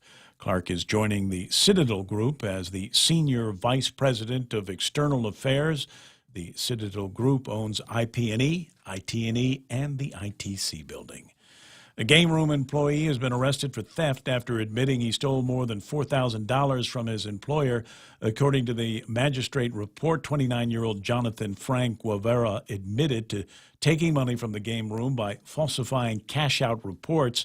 The owner noticed the discrepancies when pulling out the machine readouts, Guevara telling police that he took the difference and used it to play the machines. The total number of cases filed in the Superior Court of Guam have decreased over the past 5 years, according to the Judiciary of Guam's 2017 annual report. The report released earlier this month states that nearly 20,000 cases were filed in 2013, but that dropped to just 14,400 last year. Also last year, the number of juvenile cases fell by 25% from the previous year. Judiciary spokesman Sean Gumatautau attributes the big drop in juvenile cases to juvenile reform efforts. He says the statistics are driven by a number of factors, including the priorities set by law enforcement as well as social trends. For these stories and more, log on to postguam.com or pick up a copy of today's Guam Daily Post. iConnect time in the studio is 8:32. They want you to connect longer for less. It's true with their push-to-talk and mobile plans. How about when we lend you money for your home, we pay for your appraisal? That's right. When we make you a loan, we'll pay for the actual cost of your standard appraisal up to $1,500. Add that to our super low rates, and you'll see why so many people are coming to Bank Pacific for their home loan. So join them by joining us, Bank Pacific, where we're open to closing your loan in a hurry. Bank Pacific, where others put branches, we place roots. Equal housing lender, credit conditions apply. Did somebody stick weather and traffic together? Didn't need to take a look at this thing. What have I got? There were a couple of spots that looked like they were beginning to snag up, and yeah, they're still there. Over by Malakuti's place on Route 16, and then as you were traveling in front of the 76 at the Ocean Vista, you might get a little bit of a slowdown trying to get across the street into Bello and that area there. But it doesn't look like it's going to be too bad. I don't see a whole lot of line of traffic that is trying to make it up Route 16 that is a problem. Might be slowing down for you in front of DPW and our place here on Marine Corps Drive. There was also a spot working some heavier traffic than usual in between Payless and St. Anthony School. That is Route 30 Alpha. Really? It has its own route number. Just road behind St. Anthony is the way I tell everybody. And it was snagged up, but it looks like that has cleared up. Southbound traffic, Marine Corps Drive, in between Infusion and, let me see here, the old Micropack Audio. I'm sorry. Let me just say, Guam Auto Spot, how's that? That section of road seems to be enjoying a few more cars than usual, but I don't see anything else that is snagging or slowing down too much. That's right now. Traffic here on The Point. In illness and in wellness, Calvo's Select Care is health care that is there for you. That's why over 80% of the Guam medical community places their trust and insures with us. We offer our members wellness and fitness programs for a healthier lifestyle and provide a comprehensive medical network on and off island to help members from unexpected illnesses. Contact Calvo's Select Care today for more information.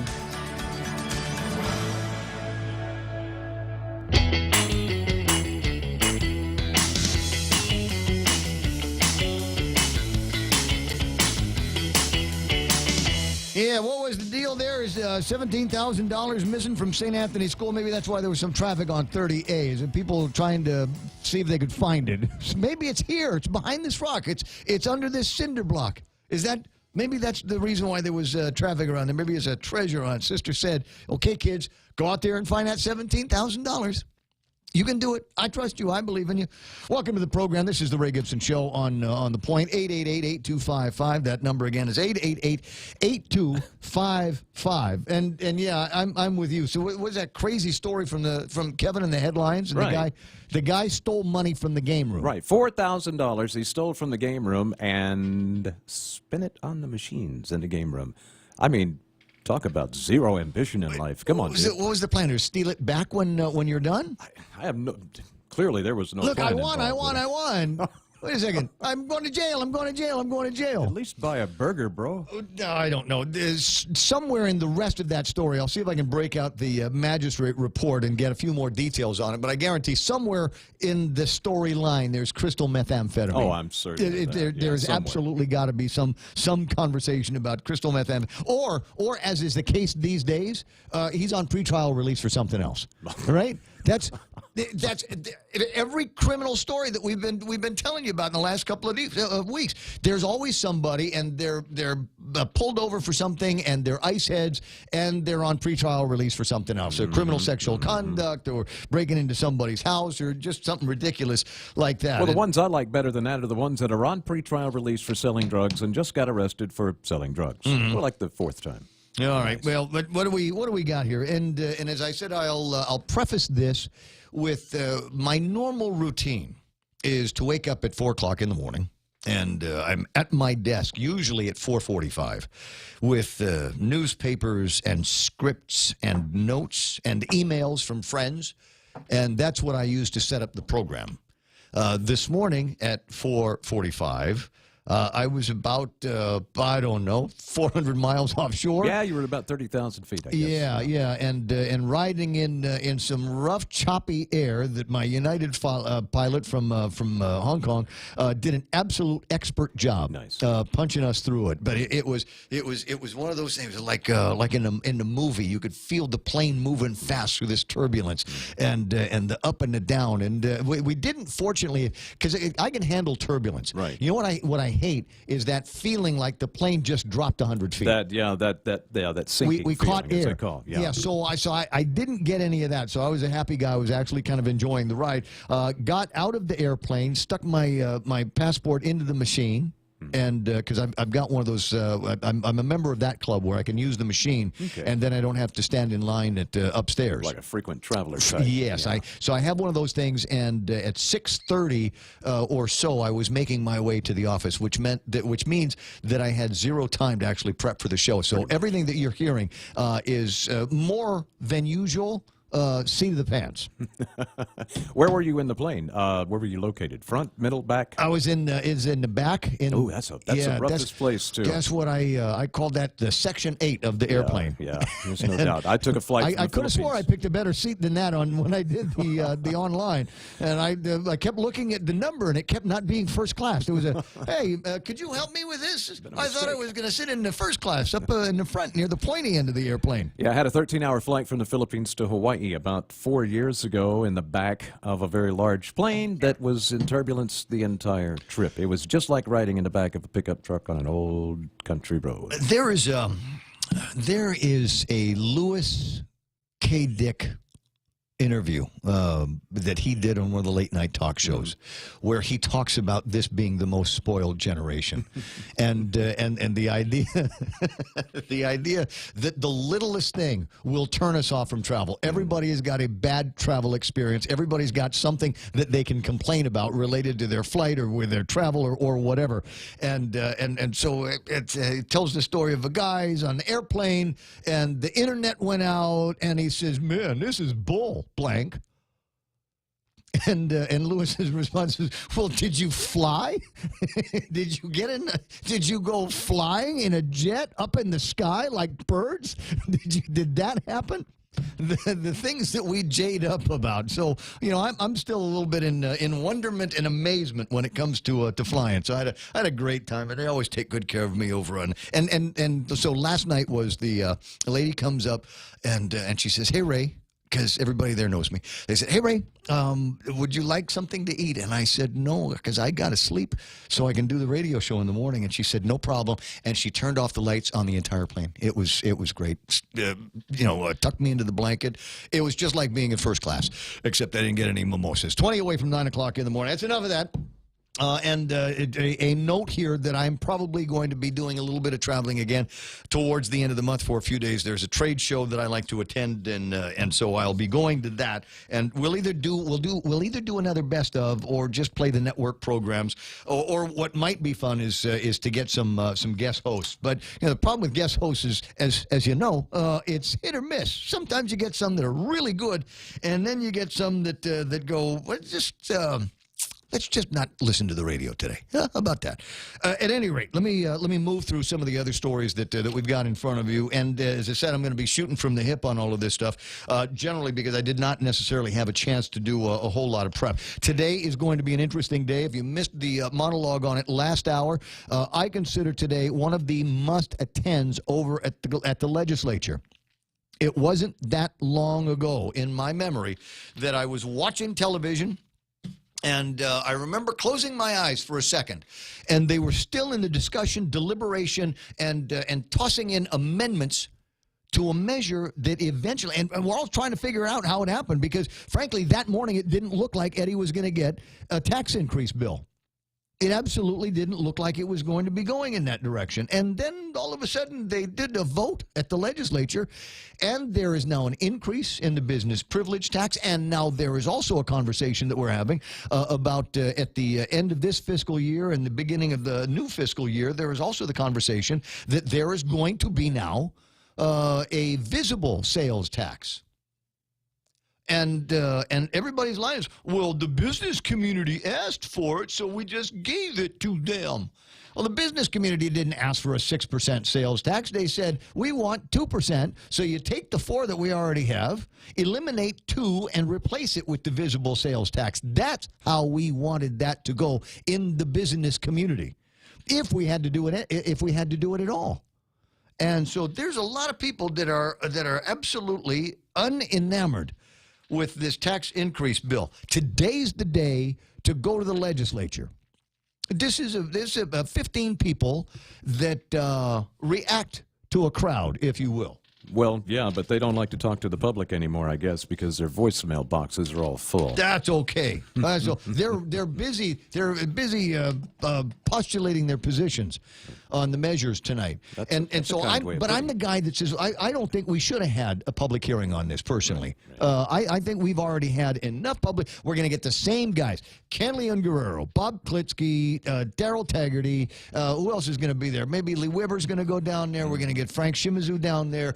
Joe Arnett. We're going to get the usual guys that are going to come back and say what a deplorable thing this is, which is the same thing they said before we voted on it. So as far as I was concerned, the guys over at the legislature, they could have worked on this last week when they were in session. They could have just done it. I mean, there was no need. Where's my friend Sean? Sean knows how this works, having worked for the Camacho administration and dealing with the legislature, make up the rules any way they want to, anytime they want to, right? Sure. Sure. Yes, Ray, that's how I remember it. Yes, vividly. How you doing, buddy? Hey, I'm good. Good morning, Ray. How are you? You know what? I'm not so bad. I'm not so bad. No rest for the weary. I'll sleep on the airplane is what I told everybody, and that is about what I did. Anyway, so Mark called in last hour, and he had some questions about. Do we have a shortage of judges around here? Do we need some more?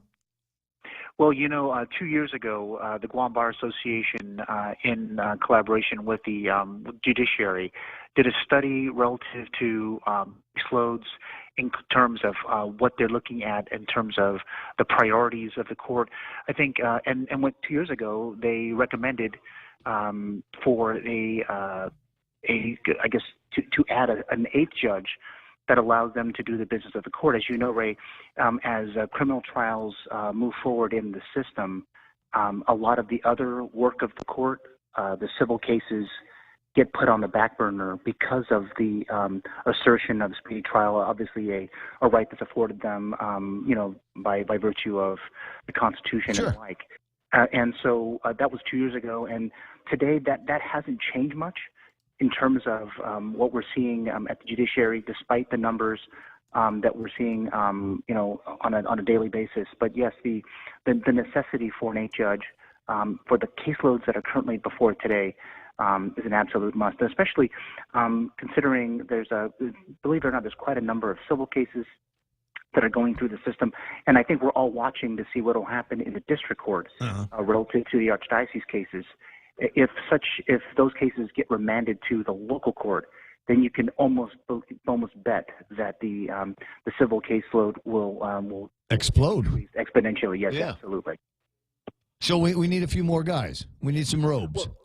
Well, we need a singular robe. I know we have a magistrate a nominee that's down there now that takes care of work that's already ongoing. But an actual eighth judge to be able to support the needs of the branch would be absolutely important right now. So can I consider this my invitation?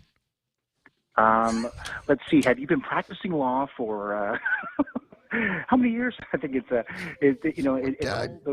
court and all that thing. And I think you've been practicing. But there are times though, and there are jurisdictions where they might not have a JD running around, and they'll just find somebody in the market and say, "Okay, you're a judge," and they'll send you to real quick judge school.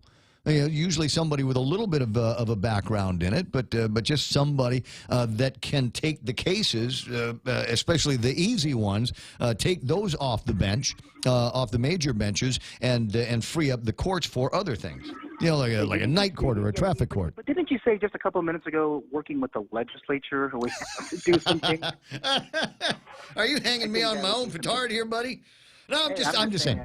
I'm a good listener, at least this morning. I'm just trying to help out. If I see a need, and we'll try to fill it in the easiest way possible. But as I said, and there's a name for it. It's just kind of a down-home country judge and somebody that will sit and listen to both sides, and then make some kind of a decision. But to clear the dockets as quickly as possible, and as I said, free up the real legal brain power that is in the black robe, and free those guys up for other jobs. Right. Again, it goes back to the notion of making sure we have the right people qualified to do so, which is important. I mean, we have to make sure that the branch is protected, obviously, and our rights as citizens. And if we have disputes, we want to make sure that it's going to be worked through a person who has some experience with that. So it's a very important part of the process. I'm almost positive I've asked a question before about, but I'll ask it again.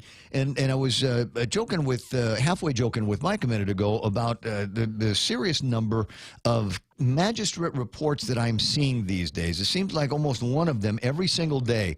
One of the several reports that are coming out of the magistrate's office will feature somebody who has been in trouble already and is on pretrial release. Or on probation, or waiting for some kind of sentencing, or something like that.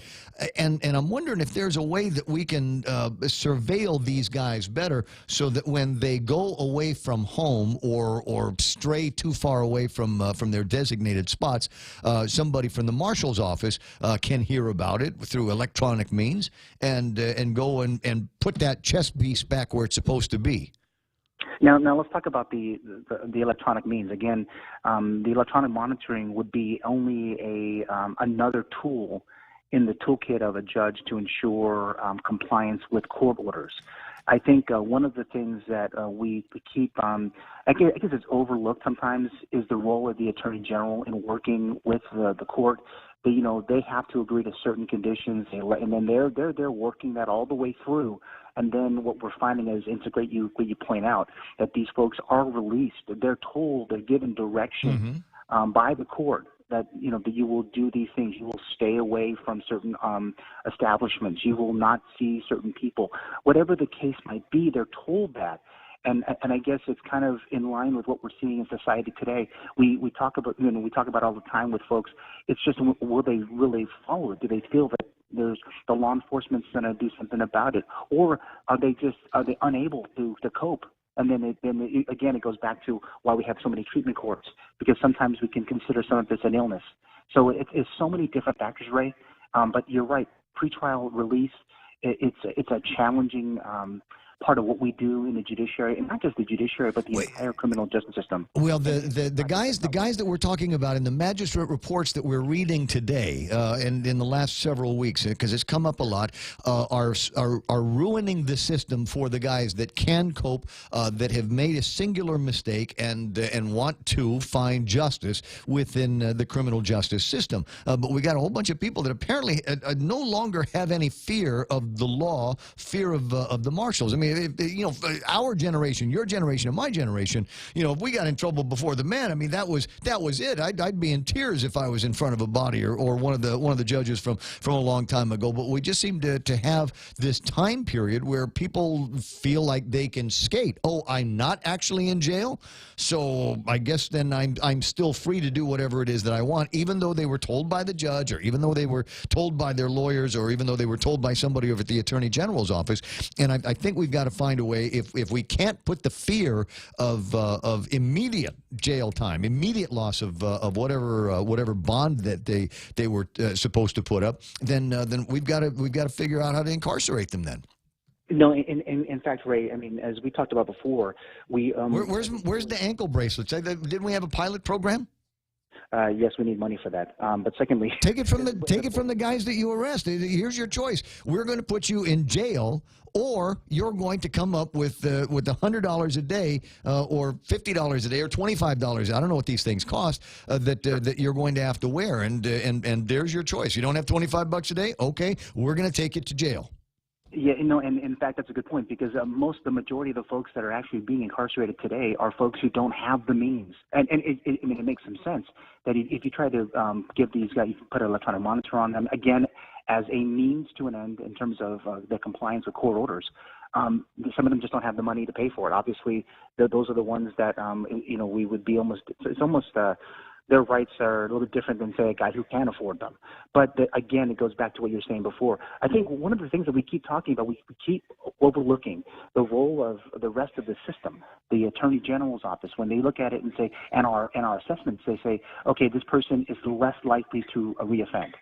And so then when they are, then well, they've got people there that are worse. Shawnee, they've got people there that are worse judges of character than me.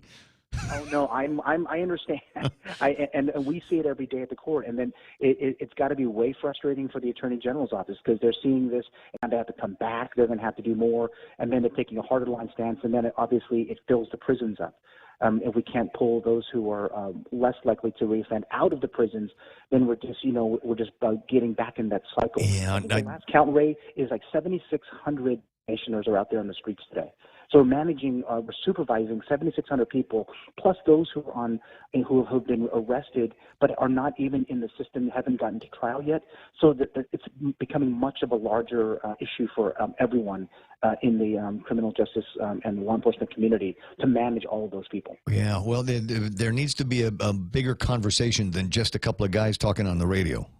Because it's becoming more and more serious, and I think it's just a matter of time, because it's specifically because of the crystal methamphetamine and the sheer volume of cocaine that is now back in town. I mean, we went for how long with I have not said the word cocaine on the radio in years. I mean, unless we're talking about an Eric Clapton song, and now all of a sudden it seems to be in the headlines all the time, and we got those guys down in Iran, and isn't that the freakiest thing in the world?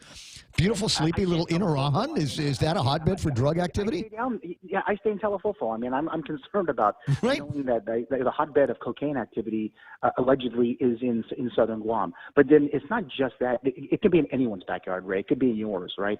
And so we all should be concerned about this activity, but also the interaction between all of our law enforcement and the judiciary. Right now we're at a pretty delicate state. We all have, as a community, have to come together to find problems to these things, and it's not going to happen overnight. I think they've been at this for decades trying to figure out the drug problem. Is something that we as a community are going to continue to be either more aware of? Are we doing a better job in our schools? Is it in our community centers? What is it?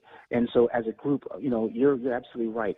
Is two guys talking about on the radio, is that going to change the public policy considerations for a dangerous? But I want to be able to instigate the conversation, because I think it's a conversation that we have to have. I mean, just the sheer numbers that you were talking about, 7,600 people out there that are on some kind of release pending judgment, pending sentencing, pending something else, and these guys have no respect for the law. They've got no respect for the criminal justice system, police, etc., and they're going to continue to reoffend until we give them a reason not to. And I'll tell you what, I'm all about second chances, right?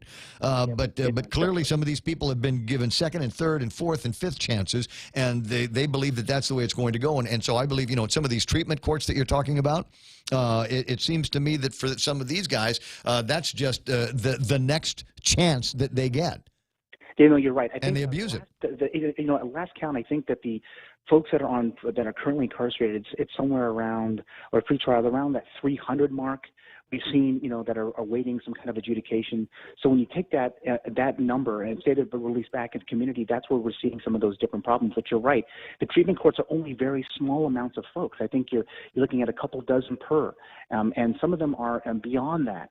So our other parts of our justice system tries to take care of them, but it is a challenge all across the board, Ray. Yeah, I'm with you. I hope we're able to meet some of the challenge and do something about this, because this town is getting to be a dangerous and feels like lawless place sometimes. And maybe it's just me and my exposure to the magistrate reports and a lot of newscasts, but I think there's a lot of people that feel exactly the same way, that aren't necessarily as frisky about being out in public, or maybe watching their back a little bit more than they have before. And Christmas time, and people breaking into cars and people breaking into houses and all of those kinds of things, and all of it at the end of the day has to do with crystal methamphetamine. So we've got to figure out what to do about that, and impose some real justice on some people. And now, and you mentioned it in your newscast earlier today when we talk about the filings. A lot of it's up. I was talking about this with Alana yesterday.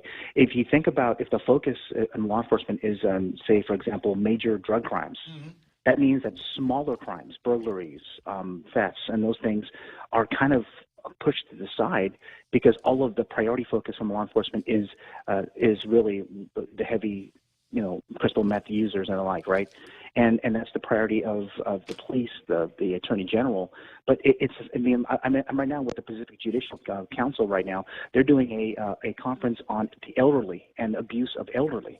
So if you think about, if all the priority is somewhere else, crimes against the aged will increase as well. and other areas of our community. So it does have its ripple effect. Well, some people may disagree with me, but I'm not afraid to say out loud that it's time that we start building more prisons. It's time that we start getting more cops on the street, and so if we've got a group that is out looking for the serious crimes, the drug dealers that some judges have no problem letting off, then we've got to find ways to, as I said, bring justice to some of these guys. If they know that they can say the right words to the judge, and the judge is going to say, well, yeah, maybe you shouldn't go to prison because it's already crowded there, or you're going to get hurt there, or somebody's going to come after you with a shiv, then maybe we need to build more prisons, more cops, more steps that we can take to assure that the people in the community know that if somebody is dealing drugs, that they're going to be dealt with, and it'll be serious. Ray, please don't forget, you have attorneys, the Attorney General, who are also part of that process, so that the judges aren't just alone. They have a lot of other people that are making these recommendations, and if they're wrong, as absolutely we're seeing, it could be there's issues that will bubble up. Well, you know what? We're going to have an election for an Attorney General. Right. And maybe that ought to be some of the platform ideas that start getting talked about here. I know that Gary Gumatautau is going after corruption, and I think that's interesting. But frankly, there's white collar crime and there's blue collar crime, and I want to see if we can do both of them simultaneously one of these days. Anyway, Sean, it's always fun talking with you. Hey, thanks, Ray. Well, we'll get around to talking again about a dozen other issues dealing with the courts down the road. 8:58, 8:59 or so. Sean Gumatautau from the judicial system here on Guam. A couple of minutes away from 9 o'clock in the morning. More interesting conversation. As I said, Gary Gumatautau, and this did not come from him. It came from somebody else that said, this is what it's going to take.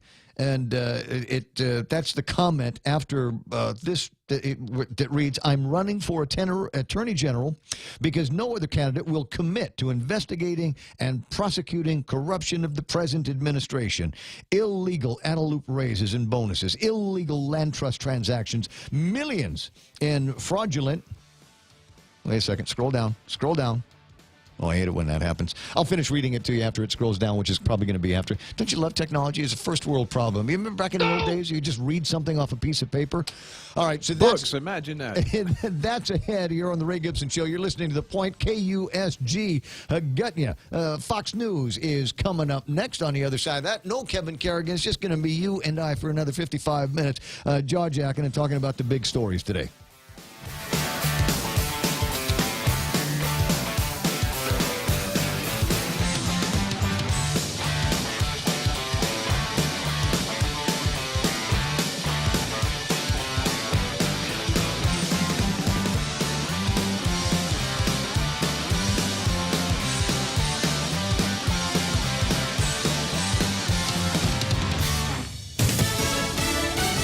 There were more victims. I'm Lisa Lacera, Fox News. Police in Phoenix releasing new information about the suspect in a series of killings. Fox's Gernal Scott has more live. Lisa, a total of 6 people were killed at the 4 shooting scenes that were found, with possibly more targeted. Police say forensics linked Dwight Lamont Jones to all the killings.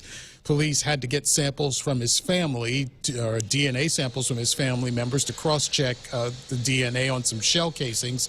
Scottsdale Assistant Chief Rich Slavin said that paid off. We had a positive hit on Mr. Jones. Now that connects him to all our scenes. They tracked Jones down after a standoff discovered he had taken his own life. Police are still investigating the scenes. A specific motive not released. Lisa. Gernal, the White House pushes back after President Trump tweets he has the power to pardon himself. Hours after the president tweeted, as has been stated by numerous legal scholars, I have the absolute right to pardon myself. White House spokeswoman Sarah Sanders reiterated that a pardon is not necessary because the president has done nothing wrong. But Sanders acknowledged that the president's powers are not absolute. Certainly no one is above the law. Neither the Justice Department nor the president's legal team has challenged the constitutionality of the appointment of Robert Mueller as special counsel over a year ago. The Supreme Court decided almost 30 years ago that the appointment of a special counsel is constitutional. Fox's John Decker at the White House. The ACLU responding following the Supreme Court ruling on a Colorado bakery which refused to bake a cake for a same-sex wedding. Director James Essex. I think if you look at what the bakery was arguing, And what the court did here, the bakery may have won the battle, but it's lost the war. Fox News, fair and balanced. Morico Equipment on EPOW Road is expanding. Morico now requires a dynamic individual with proven sales skills to join their heavy equipment parts sales team to do outside parts sales to new and existing customer accounts. A commission package, Morico vehicle, phone, and laptop are on offer. While sales experience is preferred, applicants must be highly self-motivated with excellent communication and time management skills and able to use Microsoft Word and Excel. Apply on MoricoEquipment.com. Morico Equipment LLC is now an employee-owned company. Are you waiting too long for a home loan decision? Are you looking for a bank that understands your needs and can close your loan quickly at today's super low rates? Then come no further than Bank Pacific. Our home loan specialists are friends and neighbors from your community, and our decisions are made right here in Hagåtña. Bank Pacific, where we're open to closing your loan in a hurry. Bank Pacific, where others put branches, we place roots. Equal housing lender, credit conditions apply. Viva Bank Pacific. California, just one of several states holding primaries tomorrow, with Democrats hoping to flip the House, paying close attention. Fox's Jessica Rosenthal has more live. Lisa, in California, the top 2 vote getters, regardless of party, go on to the general in each race. And Democrats think they have a solid shot at some Republican-held seats.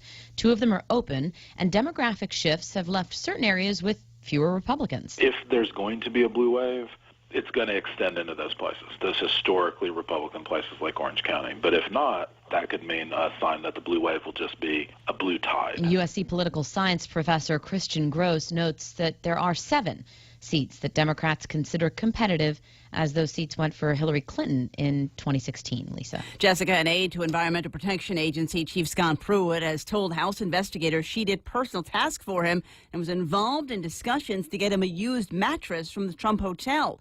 The account from Pruitt aide Milan Hupp included in testimony that was released by Democrats on the House Oversight Committee. The man who brought a coffee giant to life is stepping down. Howard Schultz, executive chairman of Starbucks, will leave the company at the end of the month, according to a memo sent to employees. Schultz, the visionary leader of the modern Starbucks, overseeing its expansion from a single coffee shop that opened in Seattle's Pike Place Market back in 1971 and growing it into the iconic brand it is today, with more than 28,000 locations in 77 countries. Myron Mike Ullman, former chair and CEO of JCPenney, will be named chair of Starbucks, while Melody Hobson, president and director of Ariel Investments, will be named vice chair. Schultz will be honored with the title of chairman emeritus effective on June 26th. Hillary Barsky, Fox News. A guitar that Elvis played in the movie Girls, Girls. Girls will be offered for private sale after drawing no bids at auction. Lisa Lacera, Fox News Radio. Say hello to high-speed data on the widest 4G LTE network in the Marianas. We've just upped your prepaid data, so make your big plans bigger with 1 gigabyte of data per day. Bigger prepaid data for your big plans that just keep getting better. Enjoy high-speed data and unlimited local talk and text on the widest 4G LTE network in the Marianas. Text LTE to 3282, select a plan, and enjoy 1 gigabyte of data per day. Docomo Pacific, better together. Some conditions apply. Portions of the program brought to you by King's Restaurant, serving local lunch favorites Monday through Friday. Hey, today's one of those days in between Monday through Friday, and today's Tuesday. So it's Bistec tomorrow, Tuesday, at King's. Or choose the Pick 2 or Pick 3 combos. Lunchtime waiting for you all the time at King's. Family Finance has been serving the people of Guam since 1959, and they'll continue to be there for you in the years to come. Whether you're looking to get a personal loan for that summer vacation or paying off those long overdue bills, Family Finance has got you covered. Apply for a personal loan from $1,000 up to $3,500 by calling Family Finance in Hagåtña at 475-4545, Upper Tuon 647-5626, or in Dededo 633-4473. Family Finance has been serving the people of Guam since 1959. Portions of the program also brought to you by American President Lines. APL is shipping the future. Hey, it's your stomach talking. I'm just gonna cut to the chase. Subway has all new signature wraps packed with meat and flavor. And I know flavor. Okay, maybe not as much as the mouth. That's kind of his job. But we talked, and he's a big fan of the Chipotle Southwest Steak and Cheese signature wrap. And it's super filling, so you don't have to hear from me for a few hours. Unless they play this radio spot again. Subway, make it what you want. The Ray Gibson Show. Any speaker, anytime. Watch and listen live on thepoint.gu. Was I? What was I doing before the actual newscast there? Oh, I was reading. I was reading from a friend of mine sent me this thing, and it's not from him. It looks like it's taken from some campaign paperwork, maybe that's being put together by Attorney General candidate Gary Gumatauta. Says, I'm running for Attorney General because no other candidate will commit to investigating and prosecuting the corruption of the present administration. Illegal Adelup raises and bonuses, illegal land trust transactions, millions in fraudulent income tax waivers, wasteful Gita travel expenses, and cover-ups of drugs and sex scandals. I will prosecute officials before the 18-month statute of limitations expires. Will you join me in cleaning our Government of Guam house? Oh, there's some powerful stuff there. And a note from the guy that sent it to me says, this is what it's going to take. Is that the platform that you're looking for? Is that the one? Are you looking to say, these are all of the things that Elizabeth Barrett Anderson should have been working on? Maybe that special prosecutor in the illegal Adelup raises and bonuses. I remember that conversation. You remember that when that was all happening, and they said, "Oh no, you can't do that." Oh, okay. But how do we get the money back from all of these people that got these pay raises?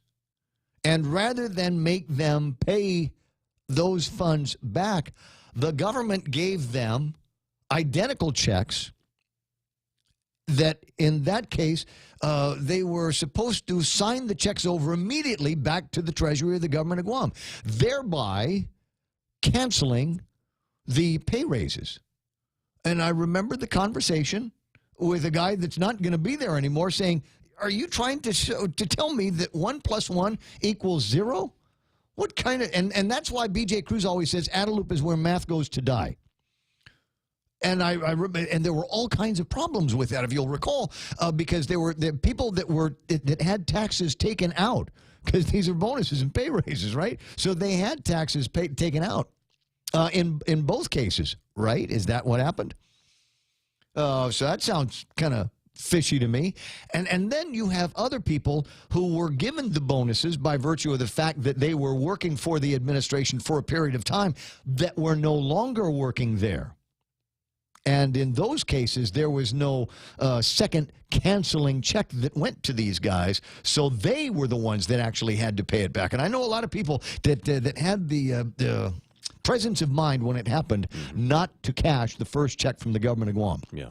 I know some people that just, you know what, I'm going to deposit this, but I'm not going to touch it. Man, if they're making those kinds of payroll errors over there, I'm going to go fill me out an application. Well, that was a big issue here, and I thought that something was eventually going to happen with that, but nothing did. And maybe that's going to be one of the first files that gets open. Is this Gary Frank Gumatauta?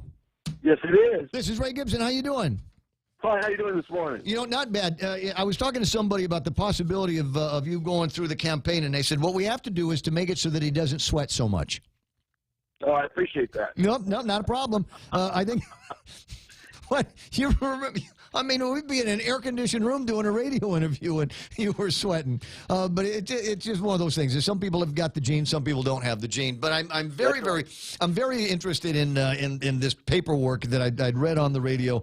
What was the line? This is what it's going to take. This is what it will take in order to finally clean things up around here. So you are going to be running on the clear out the corruption platform. Let's clean up the house. That's right. Tell me a little bit more. Well, you know, everybody reads the paper and listens to the radio and watches social media, and we're all aware of problems that GovGuam has, and a lot of it's corruption. I mean, just straight up corruption. And the last time I looked, if you rob a bank and you give the money back, you still rob the bank, and you need to pay the fine for your crime. And giving money back after you've taken it illegally is wrong. It should never have been issued. So this thing about the retros and the pay raises and things that should never been given out at Adelup, somebody needs to take a look at that and find out why nobody was ever prosecuted. They need to be prosecuted for that. The statute of limitations is 3 years after these people leave office for official misconduct. My problem is that if I'm elected, within 18 months, I'll bring the first indictments. Who, now, it's not up to me to decide if somebody is guilty or not. It's up to the court to do that. Yeah. Jury or judge. But if the AG doesn't get it going, it never makes it to court. So it's the AG's job to bring justice. So if the AG doesn't get on it, it doesn't happen. And so if I'm elected, I'm going to go after it right away. And it's not just that; it's all these different things we're hearing about. And I don't have anybody in particular I'm after. I want to go after the corruption. It's not people; it's the acts. And I'm with you. There's a lot of things that are going on around here, and but sometimes you go, we can't possibly be that incompetent. And I'm talking about everything that is going on over at the Chamorro Land Trust Commission. What was the headline the other day? I looked at it this morning. Somebody just shredded documents. When did we shred the documents? Whose bright idea was this? In the middle of all of the other crisis activities that are taking place between DLM and CLTC, where they're shredding documents. It just looks bad. It might be perfectly legal, and it might pass the OPA's muster in this case. Apparently it did. But you know what? The truth of the matter is, this is now a really stupid time to be having a conversation about shredding any kind of document. It looks like Hillary Clinton, bleach bidding her cell phones. Got it. I'm with you on that. So government has a document retention program, but that doesn't mean that it's okay to shred documents that are evidence in a crime. Or could be used as evidence in a crime. So here's the question that people are going to be asking and say, well, okay, well, you know what, maybe the Attorney General's office should have been more proactive in going after these cases. Maybe there should be a white-collar crime commission that's going on. But where have you been all of this time, and how come I didn't hear you complain about it before? Me? Yeah.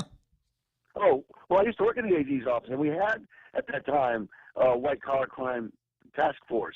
And we had two people that's all they had to do was put that stuff together, and they did. They did a good job. Ever since then, not. I've been out in the private practice. I've run for office several times. Mm-hmm. The people haven't seen fit to elect me. That's fine. But I want to do more public service. I've done 10 years as the head of ESGR. I've done 12 years ago. That's all about volunteer. I haven't gotten a dime for that, but I do it because I'm committed to my community. Well, here, again, I want to do something, especially I'm already at the point where I'm 64 years old. So this will be my last opportunity to get in there and do something. If the people find it, that they want me to be there, they'll vote for me. If they don't, that's fine. But it's up to the people of Guam to decide. If they've had enough of this, they'll vote for me. If it's going to be same old, they'll vote for somebody else. And, we've got some very good people running. Leaving Camacho, I personally have gone to him and asked him to run. But when I talked to some of these people like Doug Moreland and Leaving Camacho, and they said that they were going to run, and I believe Doug is going to throw his hat in the ring. I talked with Doug last week, and he was non-committal one way or the other. He said his last words before he hung up the phone was, when I decide, I'll tell you first. And I thought, okay, well, that's good. That's par for the course here. No need to. You don't have to do anything now until the 26th to turn in any kind of paperwork. But for heaven's sakes, send somebody down to go pick up the packet for you. So obviously, you've done all that. I guess the question is, there's a lot of stuff going on, and a lot of people have been doing a lot of complaining, but I haven't heard from you, and I appreciate the idea that you are in private practice and you are an actual citizen around here, and you don't need to be on radio every 20 minutes bemoaning what feels like, what looks like. But people are going to want to know, okay, so in all of these years since the last time you ran for office, what have you got in your notes? What do you intend to go after first? Well, the first thing is the corruption. I want to go after corruption. We don't need it. It's costly to us. Everybody starts to feel bad when they realize that we've wasted all these millions of dollars, and yet we can't get basic services. We can't get our tax refunds on time. The things that impact us on a daily basis, are because these people aren't doing their job right or are stealing from us. So something needs to be done with it. I think after a couple of people go to jail, the word will get out that you need to stay straight. I'm sorry. It's, Derek Canata is watching on Facebook Live, and he says, I've still got Sean on the screen. Sorry. Let me just change the first name and just go with Gary and clean that up. I'm talking to Gary Gumatauto, or Frank Gumatauto. I've heard both names being used to describe him, and he's throwing his hat in the ring for the Attorney General's office. I'm delighted that the idea that there is corruption. In fact, I just received this morning an email that purports to be an email conversation between Eddie Calvo, the governor, and Dennis Rodriguez going back to 2011, where Eddie is asking, because that's what governors do, Dennis to support a measure that he's got, and Dennis is asking right off the top, hey, guy, why don't you do something about my parents' tax debts? And that looks slippery. Well, I don't want to comment on that one right now because it may be too late for us to get our figures into that because of the time factor of the statute of limitation. That was, as far as I know, handled all the way at the district court, which is where all tax matters are for Guam, and it was a sealed case. Mm-hmm. So that information there may not be available to the public or even to the AG at this point. Yeah, well, you work on it. Who are you going to bring in to work with you at the Attorney General's office? You like the staff there? You think you want to do some headhunting? Well, I'll tell you right now, if I get elected, I'm going to ask Levin Camacho to come on board. Nice. And then if Jimmy Espadon has the time and he runs, and if he doesn't make it, then I'll bring him on board too. We've got some excellent people that are probably going to run. You know, so I think the public's going to have a good opportunity to select somebody that will get the job done. But I'm committed to going in like a bulldog after this corruption. I'm done with that. I've got other issues too that I want to address based on things I learned when I was at that office, but also in my time in private practice. All right. Well, then now I got another line from Derek, and I'm sorry. They're shiny. There's always something that will distract me, and now this is confusing. He says, "I'm in with Gary." Now, Derek, how much am I supposed to read into that? Is there a connection between Lou and Josh and Gary? Should there be? And that leads into the next question that I was going to ask you. Are you satisfied with the number of years that we've had? A couple of years with Doug, a couple of years with Lenny, a couple of years with Alicia, a couple of years with Judge Barrett Anderson. Are you satisfied that we have exhausted the conversation about a truly independent Attorney General's office? Or do you suppose there might still be conflicts between the AG's office and the former boss of the Attorney General from back in the old days, the governor's office? That's always going to be an issue because when you think about it, the chief legal officer for the governor of Guam is the AG. So the governor has to depend on the AG more so than he or she does with their own counsel in the House. But we've had some rocky times over the years, and a lot of it's because this has not been something that's been around for a while. So it hasn't had a chance to kind of meld down to where it belongs into a rhythm. So there's always that kind of a problem where the AG is the attorney for the governor, but at the same time, the AG has to stand independent. Well, you see another Supreme Court case in the offing? No, I don't. Well, that's good. So you have some that grown men and women can have a conversation about and come to a civil response. That case cost over $1.4 million for one side. Yep. I recall. I remember it was rather heavy. Elwin Catano online says, "I feel you, Gary, but with all your enthusiasm, do we have the resources to support your efforts? Does GPD, the AG, and DOC have the capacity for it?" And that goes along with the lines of a conversation that I've been wanting to have and finished up just a few minutes ago with Sean Gumatauto.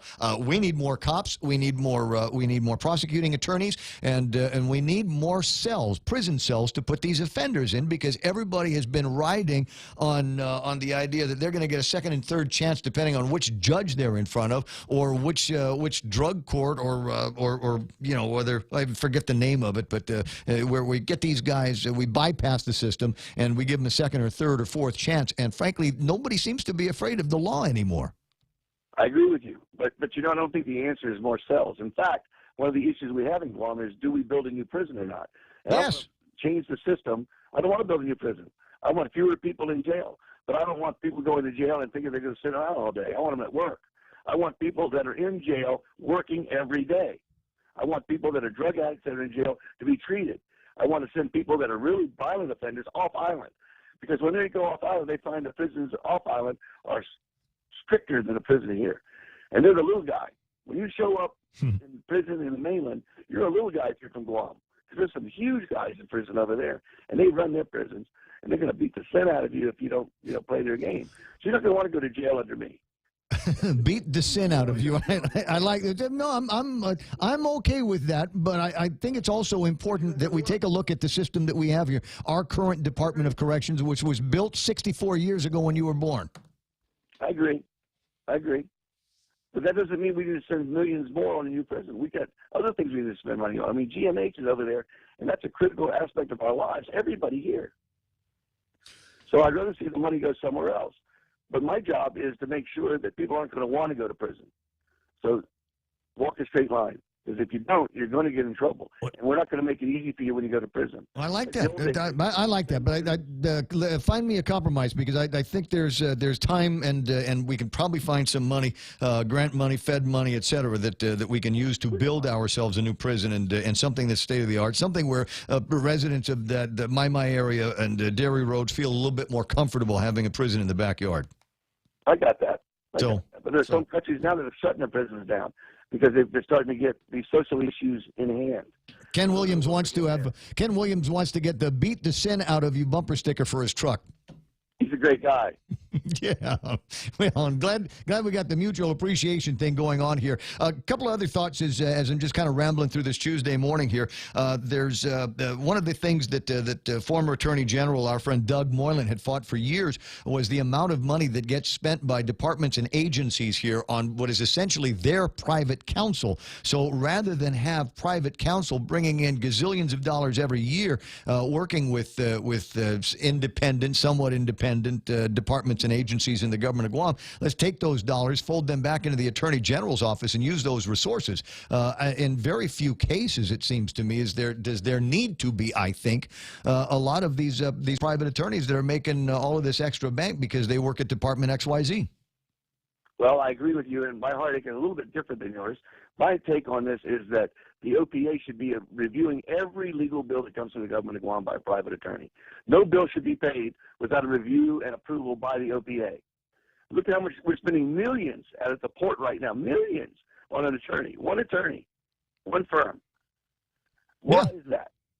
Okay, so it's not so much that it needs to roll back into the AG as it is put some controls on the expense itself. The airport, millions. Does it need to be the OPA? Can it be the treasurer of Guam? I don't know that the OPA has to be the final arbiter on all of these things, and who knows who? If it was Doris, it'd be cool, but who knows who it's going to be next?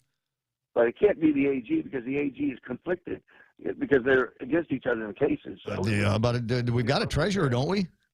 Well, I agree with you. I mean, it should be somebody that's independent, that understands what a bill is and when we're getting ripped off.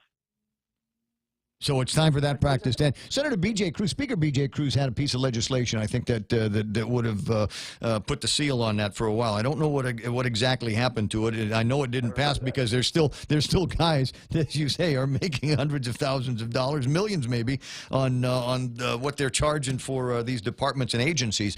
I like the idea that anytime somebody that is not from Guam or a compact migrant steps out of line, that their freedom to spend time on Guam is eliminated. And I think we need to do a lot more by way of deportation. Your thoughts?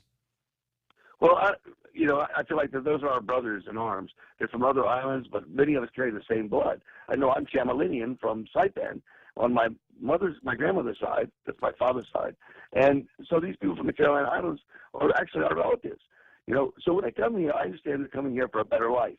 But I think that the answer there is to do more cultural sensitization. We need to make sure everybody's sensitive to what they need to do when they come to Guam. Get them ready. Help them. They've had that conversation. I'm sorry, Gary, but they've had that conversation going back to the 1980s, and we still have these problems with migrants that come out here, and all of a sudden they seem to be on their own without much by way of family support, and so they're free to do whatever they want to. And we're starting to see some of the crimes get a little bit more violent in this community. We're beginning to put up with too much from these guests, and it seems to me that as you said, we'll beat the sin out of you. Well, maybe we need to do more by way of deportation. Send these guys back and say, yeah, I stepped out of line on Guam. I did a thing with a little girl, or I had this thing with a slingshot, or me and my gang got in a fight, and all of this stuff, and they sent me back here, and now I can't go back to Guam. So I think that's the same kind of lesson that we've got to send out. Right, as long as it works, because a lot of them come back. They change their name or use a different name and come back. The biggest problem. They were talking about biometrics 10 years ago. Right, I agree. But the biggest problem is the expense to Guam, not just the moral expense, but also the actual dollar expense. And the real answer there is sue the feds. I've been saying this for years, but sue the feds. That's one of the things I'm going to do is sue the federal government. I'm tired of us handling all this expense that was never something that we wanted. Well, and has not been addressed to anybody's satisfaction, including the Department of Interior. We keep getting told that our numbers are hard to verify, and they don't jive with the numbers that we're seeing out of Hawaii and CNMI. And now we're the ones that have to come back and create the report that they want to see, as opposed to them telling us how they want the information formatted. Well, that's a game. I mean, in the end, in every case, you have to prove liability. You have to prove your damages. So if we can't prove our damages in a readily understandable fashion that the court can accept, then we're not going to win the case.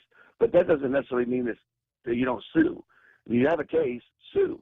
We can put together a case. The problem is nobody's done it. Let's do it. I want to say Carlotta tried. I think there was once upon a time a lawsuit. I got to check. I got to look that up. So at the same time that we're doing this on the lack of decent compact impact recompense here, is there also another lawsuit that we can open up under the earned income tax credit? Right. I mean that's costing us a fortune. We're watching the amount of tax returns increasing double trebles, and we are not compensated the same way states are. That's right. So it basically coming out of our own treasury here. And it's an unfunded mandate, and so that's why we should sue them for that. They want us to pay it, fine, but you've got to pay it back to us, or you've got to front money. So. I was going to say it goes back to Elwin's question here. Can we afford this? Well, I don't think it's going to take any extra money. It doesn't take any extra staff. They've got good people at the AG's office. I don't think we need to be asking for any more money. It's simply a matter of working within the budget we've got. They've got an adequate budget. Can we win, and can we get damages? Well, let's put it this way: when the lawsuit came out for the land claims, did we win? Remember what it was all about? Mm-hmm. That the federal government had basically put the press on Guam by keeping us under security arrangements under the admiral. Sure. So that nobody could come here and do any business here. Meanwhile, land in Hawaii, which is similar to Guam, was jumping in value, but Guam's couldn't because of the security arrangement. So we filed a lawsuit. But in the end, they settled it, and most lawsuits settle. In my experience, 99% of all lawsuits will settle. But they won't settle if you get them into court. Well, yeah. So start the process, get them into court, put them in a position where they don't necessarily need to have this conversation on a national, international scale, where basically they're bullying their colony. That's right. And what we might get out of this thing is something I've brought up a lot of times, but a lot of people think I'm crazy, and that's that I don't understand why Majuro has a United States Public Health Service hospital. When you go to the hospital there, it's free. The feds pay for it. And the reason for that is because of all the work we did down in Bikini Atoll and stuff with radiation. But we could have a public health service hospital here. We could turn GMH into a public health service hospital that's paid for by the federal government. That means everybody comes off the government payroll that works there, and they have all this federal money available to upgrade all the facilities and maintain them. It doesn't matter who goes there now. Are you, Gary? Are you ready for the campaign? You ready to go? I mean, it's going to be grueling. I don't know how much time. What do we got here? 90 days, less than that. Maybe 74, 73 days between the election. I'm ready. Okay. I'm looking forward to the other people. We have some good people running. Well, I hope it fills up like that, and I hope there is a conversation about, hey, look, we all seem to be pulling on the same rope here, and it will come down to who we think might be able to do a better job. But I think the issues that you want to go after, public corruption, and seeing to what we are owed rightfully by the federal government of the United States on a number of issues, I'd like to be able to see some of those things happen. I'd like to be able to see some of the money that we spend on private private counsel find its way back to the Attorney General's office and support the work that needs to get done there, and maybe free up enough money so that we can hire a higher caliber of attorney. I mean, people that want to look at a job at the Attorney General's office as not just a stepping stone, but some place to build a career. We're paying people as much as $141,000 over there for their base salary. So don't tell me we don't pay enough. We do. No, I don't know what lawyers make. I forgot to go to lawyer school, but I just assumed that they're the poor government slaves and aren't making any decent dough. But thanks for the correction on that. And now I'm mad. I'm going how many $1,000? If we're doing six figures, I think we ought to be able to do better, don't you? And that's benefits on top of that, my friend. Okay. All right, go. Drain the swamp with Gary Gumatautau, as he says. As Ken says, maybe we'll beat the sin out of you. Ought to be your slogan. Got it. I appreciate your time, as I always do. It's nice to have a conversation with you again. All right, buddy. Thank you, sir. I'll see you pretty soon. So, what do you think? Do you like the conversation? You like a guy that wants to go in there and he doesn't have much of a filter. There was a guy that sent me a message and said, "Did he just say the S word?" No, he said, "Beat the sin out of you." Yeah, I was iffy on that one myself. Caught you by at first. surprise. Yeah. But don't bother listening to the tape. Just let it go.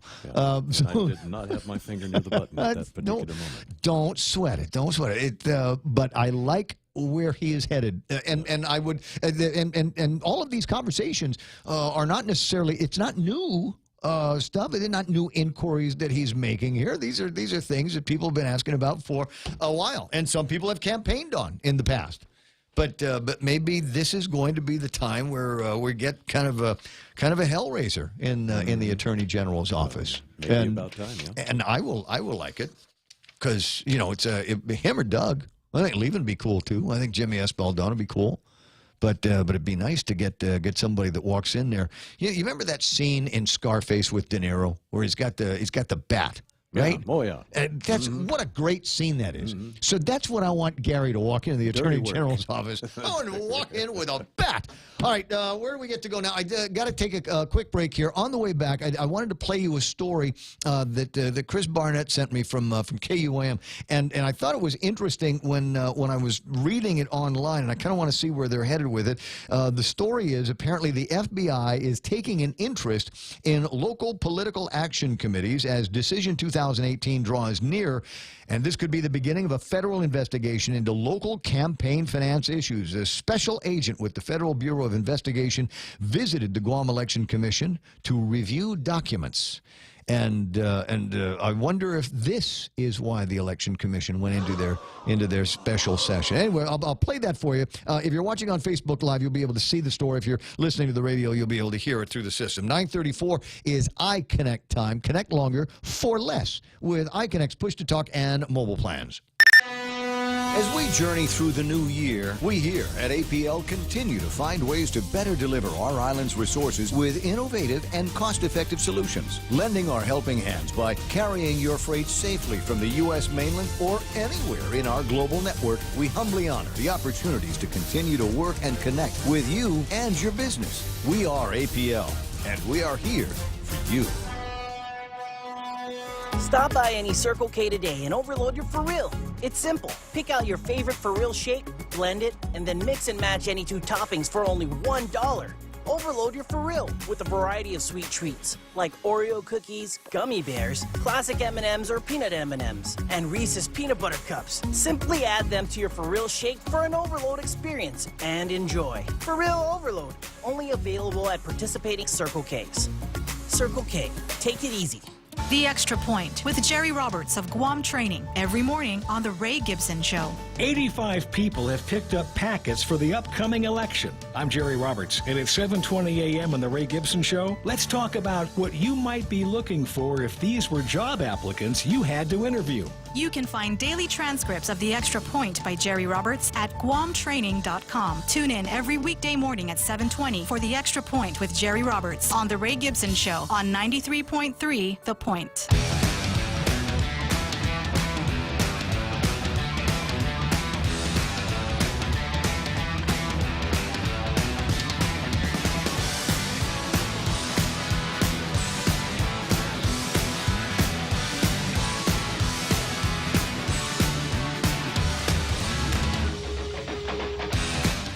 did I want the Attorney General's office to look into? Was there something else? Yeah, I remember one of the things that Doug was working on, and it was weird because it was Doug and former Speaker Ben Pangilinan were pulling on the same rope at around the same time. It's the idea that depending on what the outside ambient temperature is, because we know what happens with liquids, they expand and contract based on the temperature, and maybe when it's hot we get more of this, and when it's cooler we get less of this. And the pump registers the gallon, but it's shy. You remember that conversation? Oh, yeah. I think they've had it everywhere. It seems to me that just about every attorney general has played around with that idea once or twice, and that the price at the pump should be compensated. Should compensate for variances in the temperature of the gasoline in the tank. Okay. I think with the digital technology nowadays, it's a little different than it was back in '73 when they were all, analog meters. You remember? And you remember in 1973 we were all belly aching over the price of gasoline. Was it like 45 cents? Yeah, how much? My God, it went from 10 cents to 45 cents. The end of the world is nigh. It's upon us now. I can't believe it. All right, so who am I playing with on the Facebook Live? I told you that Ken was there. Janae, who is running for office, says, I've been talking about an immigrant program to include our Micronesian brothers and sisters to help them understand our laws for years. We even discussed this when I was at CPS and DPHSS, and as far as I'm told, there was a program in place. Every GovGuam agency sent pamphlets for educational purposes, and it was sent to the FSM. The problem is, who is implementing the program and enforcing it there? So somewhere in Micronesia sits a bunch of boxes with all kinds of pamphlets on the inside of it. And as I said, I can tell you, going back to Rotary Club meetings that I attended in the 1980s, where they were talking about there is, and you talked about this from when you got here, and you're from the Western world, and there are things that will happen here that will become massive culture shock for these people, and among them is the fact that many of them are coming here by themselves. They're lacking, for lack of a better word, adult supervision, older relatives, in the villages in the outer islands. I mean, it takes a village, right? But if you don't have the uncle here, if you don't have the auntie here that you've got to lay your respect into or get guidance and counseling from, and you look around and they say, hey, you can buy beer here for less than the price of water, and then trouble can ensue. And we're seeing the trouble get worse and worse and worse. So I'm with you. I'm one of those light a candle instead of curse the darkness people. But we've had this in place for a long time, and I just don't know if it seems to be making a difference. I was going to ask I don't you. know. Now, what year was this is a free association thing, right? Where we get the migrants that can come in. I want to say it was the mid-'80s. See, and don't you think it's time we revisited that? It's not up to us. It's not our treaty. Yeah, we got to do something. Yeah, but we're the ones that have to bear the brunt, and we're not getting any help, and it's not working. It's just not working. We need to. It needs to be So litigate. Yeah, litigate. Yeah. I used to work for a guy that was his favorite word in the whole wide world. Litigate. Was he a lawyer?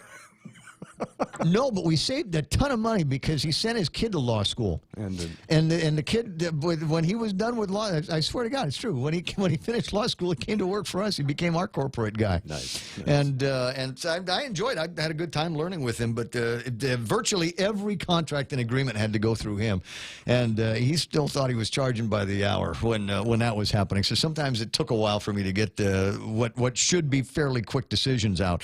At any rate, that's just a long time ago. But the idea is there are times where we've asked nice a lot, and we keep not getting the answer that we're looking for in terms of millions of dollars. So maybe we'll go ahead and send it to the lawyers. Yeah, and his idea is not even a question of winning in court; it's just getting to court and putting the federal government in a place where they maybe will settle. And if that's the strategy, I've heard of worse strategies. So I did want to play this, and it's a whole lot of fun when the guys over at KUAM catch wind of. Oh, wait! Before we do that, I'm sorry, shiny. I distracted myself again. I told you, and you'll probably see and hear more about this on Guam Blog. I got an email from an unnamed source. And as I said, there are times where I like an unnamed source, but if I know you and you think I think that you're trustworthy, don't send it from an anonymous email address. Send it to me. Send it to me from your email address. And that way, it becomes then something that I can work on and I can work with, and I can say, Michael Knight sent me this thing. And since I work with Michael Knight, I know Michael Knight, and so I trust this from him. Right. Might still be a bogus document, but the guy I got it from is somebody that I know. You might still be an unnamed source. Right. But when I'm pressed on it, I'll say, yeah, but I know the guy. I know, it says the real Donald Trump, and it has the blue check mark on Twitter. Right. So I know. Anyway, so I got a document this morning that purports to be communication between Dennis Rodriguez, between Eddie Calvo and Dennis Rodriguez. And Eddie says, hey, I got a tax bill going down. This is not the new tax bill. This goes back to 2011. And so I've got this this tax bill. Sure would like your support. And that in itself is reasonable. That's a very reasonable request. Happens all the time. Sure. Yeah, you're my buddy. Everybody knows that, Dennis was a puppet for the administration for a long time. But anyway, so you got the... Is this microphone on? Just had to throw I thought it was just us. I thought it was just you and I talking. I didn't realize we were on the air. It's plausible deniability, right? Well, okay, it was. Anyway, so the deal is, then Dennis writes back to Eddie, says, basically, can you help me take care of this tax problem that my mom and dad are having? That's when it becomes an issue. I mean, right? Sure, I'll help you with some legislation. I need a personal favor. Right. And forgive, several $100,000 worth of tax debts. I forget what the number is because it was a long time ago. It's, again, 2011. So, Dennis Rodriguez called Kevin Kerrigan, and this is the upshot of that. The emails are bogus. Those are fabricated, end quote. Senator says he has a unique marker on his email, and said the email thread shows the governor's email address as a Yahoo and a Gmail. Disappointed someone went to such great lengths to fabricate the chain of emails, confirmed with his staff that he has had no communication with Tom Fisher, an attorney who was mentioned here. I never asked the governor for forgiveness for my parents' tax debt in 2011. It was already running through the administrative process, and my dad took the issue to court, and it was settled in front of a federal judge. I believe it was sealed. Also said he voted against the tax refund bond. Ever since I announced my candidacy, we have been under attack. I still respect the other teams. They've all run campaigns for governor and lieutenant governor. They know how to be dirty. Everything I say will be the truth. Sorry, I attributed the conversation to Kevin. It wasn't Kevin. It was somebody else over at the Daily Post. They know how to be dirty. Everything I say will be the truth. So, isn't that what they all say? Dennis, who is the guy? Who is the middle? Oh no! You don't overuse that. Don't overuse that. It was $2.2 million, according to one of the listeners that heard me reaching out for that answer. How much was it that the guy owed? So Dennis is saying it's a hoax. No, he didn't say hoax. I'm sorry. I'm trying to get everybody to use the word hoax. It's a nice word. Yeah, so never mind bogus or fabricated. Just say it's a hoax. It's quick, too. Yeah, easy. It's just a nice word. Think about it. Fabricate. Tongue twister. Just say hoax. Too many words. Yeah. Bogus. Too many syllables. Just hoax. One word out the mouth. It doesn't exist. It didn't happen. Just like that guy in the middle that J.D. Tutcap was talking to. Where am I now? It's 9:45, and finally, for heaven's sakes, let me get around to playing this bit from KUAM. Brought to you by GTA, your island, your network. A special agent with the Federal Bureau of Investigation visiting the Guam Election Commission this morning to review documents. While GEC Director Maria Pangilinan would not comment on the information, sources familiar with the GEC confirmed the visit to KUAM News. Now, according to these sources, the agent reviewed campaign finance reports from local political action committees, or PACs. One of the PACs, People for Progress, has paid for advertising supporting Lieutenant Governor Ray Tenorio. The Puksai advertisement has played in local movie theaters and on social media since early 2017. The People for Progress PAC drawing controversy after former Adelup staffer Troy Torres alleged Tenorio extorted a $50,000 donation for People for Progress from Basil Food Services. According to their last filing, People for Progress has raised over $100,000. Local election law mandates PACs operate independently of candidates. And when asked if candidates are legally allowed to solicit donations for PACs, Pangilinan had this to say. I don't think so. Yeah, I don't think so. While PACs are supposed to operate independently of candidates, that's not what's happening, Torres said. Torres raising a landslide of corruption allegations since his arrest on drug charges over a month ago. Pedro Agustin Judicpa, brother-in-law to Tenorio's running mate Tony Atta, is listed as a treasurer for People for Progress, according to GEC filings.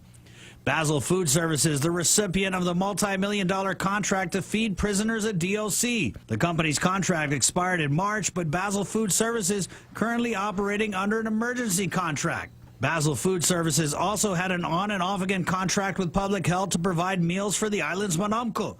But that contract was scrapped twice after Basil Food Services' sanitary permit was pulled in 2015 and 2016 because of health concerns at the company's Anigua facility, according to KUAM News files. The company received a D rating in 2016, but was re-inspected and given an A rating less than 2 months after it donated $50,000 to the People for Progress PAC. Pangilinan said no reports or complaints have been filed regarding the PACs operating on Guam, but the GEC will investigate anything that comes its way. If it deals with campaign finance, they can come in and file a report, and the commission will take a look at it.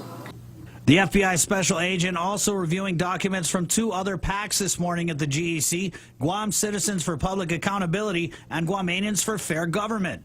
When contacted by KUAM News for confirmation, May Blas, a spokesperson for the U.S. Attorney, issued a quick no comment. According to GEC documents, the same FBI special agent who visited the Election Commission this morning was also at the GEC in April, reviewing 2014 campaign finance document filings from the Calvo, Tenorio, and Gutierrez Gumatao teams. For Guam's News Network, Chris Barnett reports. How about that? Is it me, or is this getting stranger and stranger by the minute here? Is it never? Because it started with just some hinky looking spending, and gee, maybe we shouldn't have done that with the tickets. Oh, and remember Doris had some questions, or they had some questions on Doris's campaign, and she has since now gone back and paid. Took the payments and I don't know, how do I want to say that? I want to repaid that with other funds. So she's cleaned that up. But now they're looking at these political action groups and the very interesting connections that Chris Barnett has brought up there. Are they real links? Do you believe that the supposition that this Basil company was having a hard time but made a significant donation? And all of a sudden, that hard time goes away, or maybe they resolve their issues. I don't know. It's for all of you to decide, isn't it? After perhaps an investigation goes on and takes place with the federal government. My God, hold on. Can I just one second? I need to find something out. I need to just do a quick Guam election. I just need to get to the website, right? Okay. Commission, scroll down. I should probably just make a link on the desktop for this because I need to look at it all the time anyway. 80 days is what we're up to. Between now and August the 25th, there are 80 days between here and the primary election. Around the election in 80 days. Isn't that fun? Yeah. Nice. All right. All right. No, I've got a couple of other things that are coming through. Now that people go, okay, you like conversations about corruption? Let me send you some email. All right, but I already opened up an email, and since I'm talking about everybody else's candidacy here, I might as well go ahead and toss this in. With 80 days to go until the 2018 primary election, the gubernatorial team of Lou Leon Guerrero and Joshua Tenorio have announced 2 new additions to the campaign leadership. They are Senator Tom Adda I'm not totally surprised here. Right. Because Tom Atta ran with Lou Leon Guerrero. I see. For governor and lieutenant governor, what was that, 92, 93 guys? Mm-hmm. Right. And I forget, they had two campaign slogans. One of them was the regular campaign slogan, and I forget what it was. Francie will tell me. But the other one was the eyes and ears of Guam. And if you'd seen any of the campaign pictures, you'd totally understand. I see. Okay. Senators Tom Atta and former Senator John Uggan have come aboard as campaign co-chairs for Lou and Josh. Atta, a 9-term senator. Lou was his lieutenant governor running mate in 98. Oh, my gosh. Okay. When he was a lieutenant governor to former Governor Carl T.C. Gutierrez in 86. That's John Uggan. Campaign chair Francis Santos stated, the addition of Senator Tom Atta and Senator John Uggan is evidence of their confidence in the leadership of Lou and Josh and the growing momentum of support for electing Lou Leon Guerrero and Josh Tenorio as Guam's next governor and lieutenant governor. Is that what's going to happen? Is that the way it's supposed to go, guys? I'm just checking. And then there's a nice picture of Tommy and Francie and Lou and Josh and John. So expect to see some conversation about this in the news and on the blogs and whatever. It's 9:52, and now would be a good time to get, I don't know, what do you want to call this? Let's do a break, and then I'll come back and I'll finish the show. At Micronesia Renewable Energy, values matter. So all of their solar energy systems come with guarantees and the most value. No shortcuts, all quality. It's giving you that solar energy system at the best price. It's using highly efficient solar panels with typhoon-proven racking, built by highly skilled local technicians, so your system performs and saves you money. It's total peace of mind all the time. Not all solar companies are created equal. For experienced quality solar, it's MRE. Call 632-2613. MRE, the smarter choice.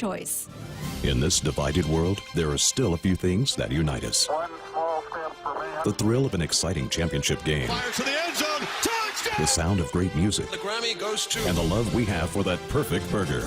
Ruby Tuesday Guam presents to you For the Love of Burgers menu. For a limited time, we want you to put down that fork, tuck that napkin in your collar, and go for broke with an amazing burger for just $11.99. 8 burgers to try, and time is a-wasting. Ruby Tuesday Guam lunchtime. See you soon. From September 17 to September 19, 2018, the Archdiocese of Agana will be conducting settlement conferences with victims of clergy abuse. If you have a claim and want to meaningfully participate in the September settlement conferences, call Hope and Healing Guam at 1-888-649-5288 before August 1st, 2018. All conversations with Hope and Healing Guam are confidential. If you have filed a lawsuit against the Archdiocese, you are already included in this settlement process.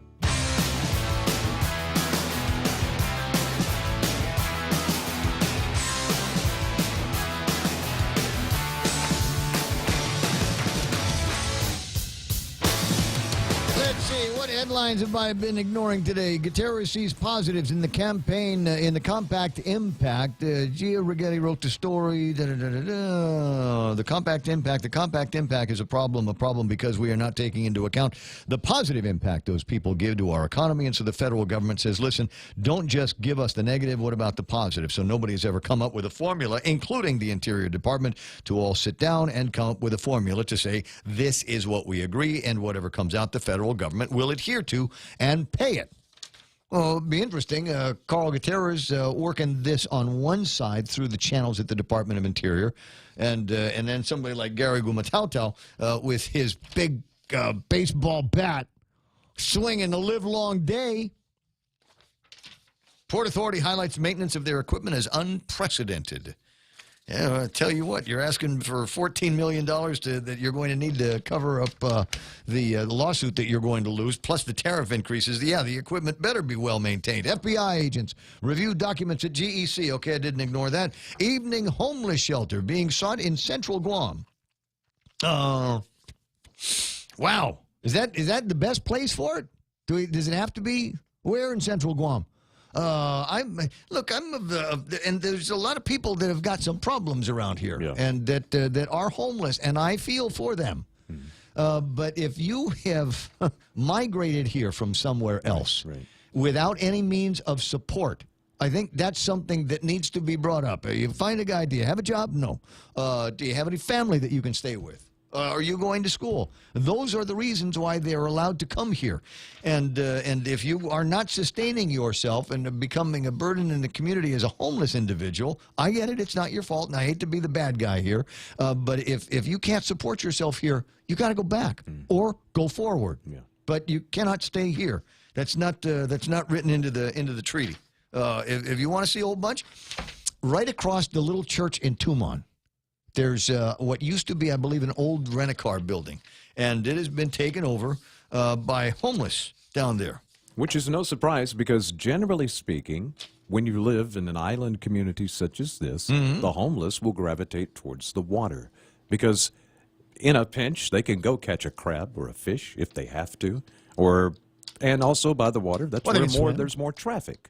So they can beg for their sustenance. Embattled easily. Customs head digs deep for agency funding. Okay, there's a story. Embattled is they're talking about Eric Palacios. I think there's embattled is a useful word there. Forced to withdraw. List draws ire of GACS parents who still want answers.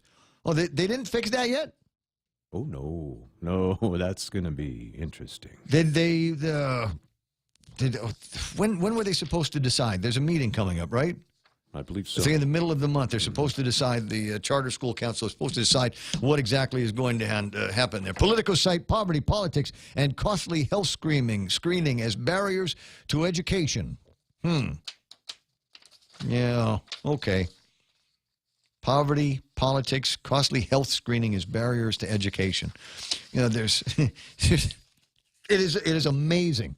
By virtue of the fact that you were born here, the incredible hand of aces that most people should feel like they've gotten handed to them at the beginning of their lives.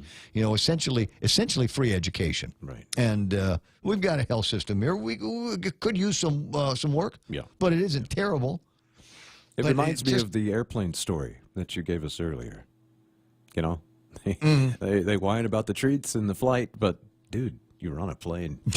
But did you fly in the air like a bird?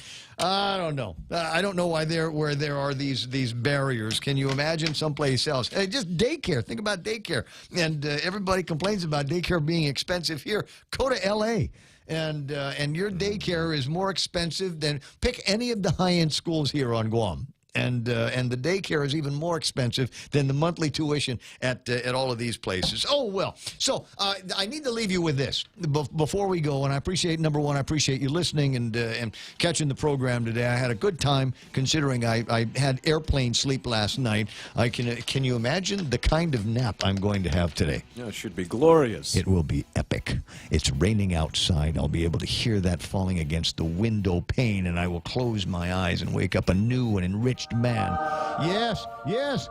And maybe in time to watch the public hearing over at the legislature on a number of bills, and one in particular that absolutely needs to pass. It's Mike St-Nicholas's Bill 262-34, which will repeal the imposition of a general sales tax on Guam.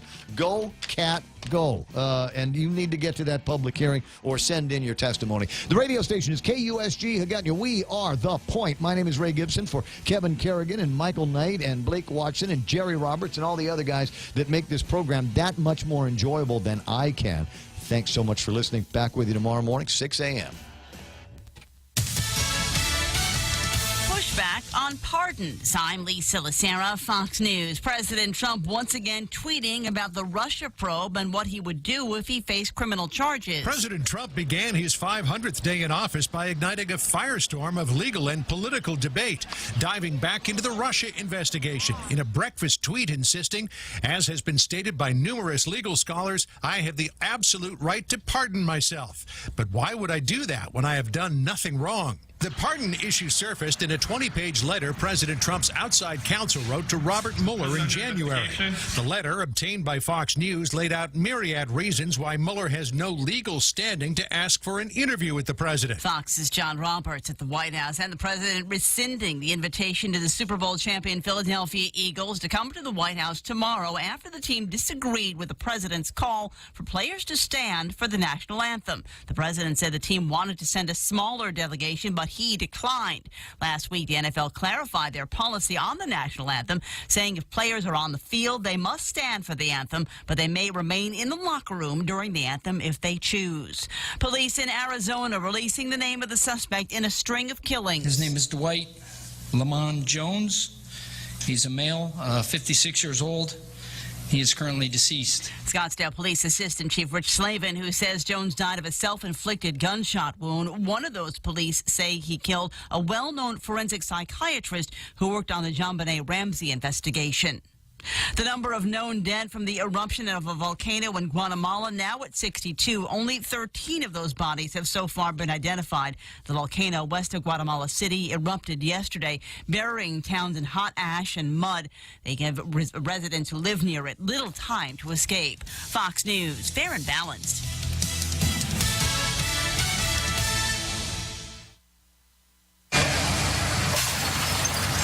When I grow up, I want to be a new pair of blue jeans. When I grow up, I want to be a kid's first computer. When I grow up, I want to be a glass countertop in a new home. When I grow up, I want to be a kid's best birthday present. When I grow up, I want to be a football stadium. When I grow up, I want to be a warm fleece on a cold day. When I grow up, I want to be a fancy backsplash. I want to be a bike that races around the country. When I grow up, I want to be a bench on a forest trail. I want to be a rocking chair on a sunny porch. I want to be a skyscraper. I want to be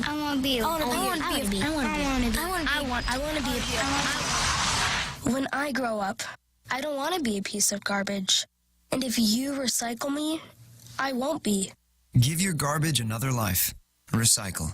Learn how at iwanttoberecycled.org. A public service advertisement brought to you by Keep America Beautiful and the Ad Council. Starbucks says Howard Schultz is stepping down as executive chairman later this month. Schultz oversaw the transformation of Starbucks into a global chain. He left the CEO job last year. A U.S. senator says he was denied access to a detention center used to house immigrant children. Oregon Democrat Jeff Merkley says he was denied entry to a detention center used to house children near the border in Texas. Merkley says it's now being used to detain hundreds of children without their parents. I think the American people have a right to know what's being done with their taxpayer dollars in treating children. Merkley says he was allowed to visit a processing site for immigrants entering the U.S. illegally or trying to claim asylum. In a statement, the Department of Homeland Security says the agency follows laws passed by Congress and processes alien children safely and humanely, contrary to any misinformation campaign. On Capitol Hill, Jared Halpern, Fox News. A Dallas area church holding a series of seminars condemning what it calls dangerous isms, including Judaism, Islamism, and liberalism. Greenville Avenue Church in Richardson distributing flyers at the seminars being held through August will provide what they're calling a proper response for the Christians. The flyers causing a backlash on social media, but Minister Shelton Gibbs III tells the Dallas Morning News while the wording used in advertising could have been better, other faiths run counter to God's order to follow Jesus Christ. Katherine Johnson, one of the women portrayed in the movie Hidden Figures about the African-American mathematicians who helped calculate how NASA astronauts would get back to Earth, will be honored at West Virginia State University with a bronze statue and a scholarship. The school hopes to endow the scholarship at $100,000, awarding the money to students majoring in science, technology, engineering, and math, targeting people who are underrepresented in those fields. Lisa Lacera, Fox News Radio.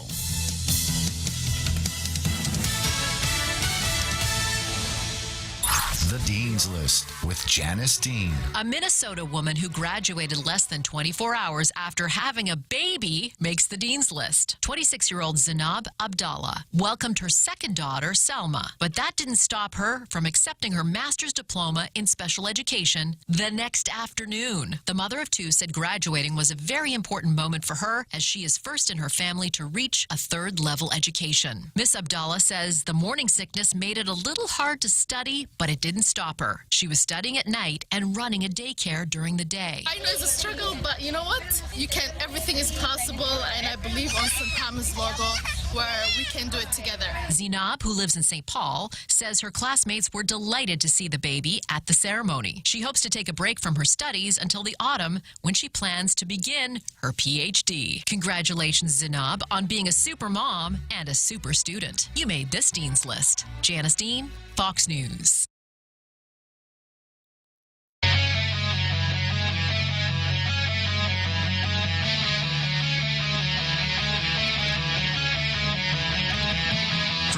Fox News radio studios in New York City, giving you opinions and facts with a positive approach.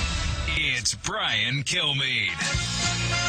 Hi, everyone. Thanks so much for listening. Michael Goodwin coming your way. Hope you had a sensational weekend. As you know, Father's Day is coming up soon. Get ready for that. Meanwhile, it is raining throughout the Northeast again. Soon, we're going to be able to blame Donald Trump for that, as well as the lava in Hawaii. But we have a big show coming your way. It's going to be a big week for the country. The president riding high after those great economic numbers coming out on Friday. And then you compare them what's happening in Europe. And also, China's doing well. Russia isn't. We're the #1 oil producer in the world. And now people are saying, wow, maybe President Trump's economic plan is okay. For the most part, I know it could end tomorrow or today. You have a relatively peaceful situation. For the most part, you have North Korea, which was the #1 issue, being addressed wholeheartedly, even if everything falls apart. Tomorrow, there are no missiles shooting off today. Go to BrianKilmeadeShow.com. By the way, you can get this whole first hour for free, and hopefully you'll download the rest on our podcast when you go to iTunes. Let's go Big Three. Now, with the stories you need to know, it's Brian's Big Three. Number 3. When history has its account.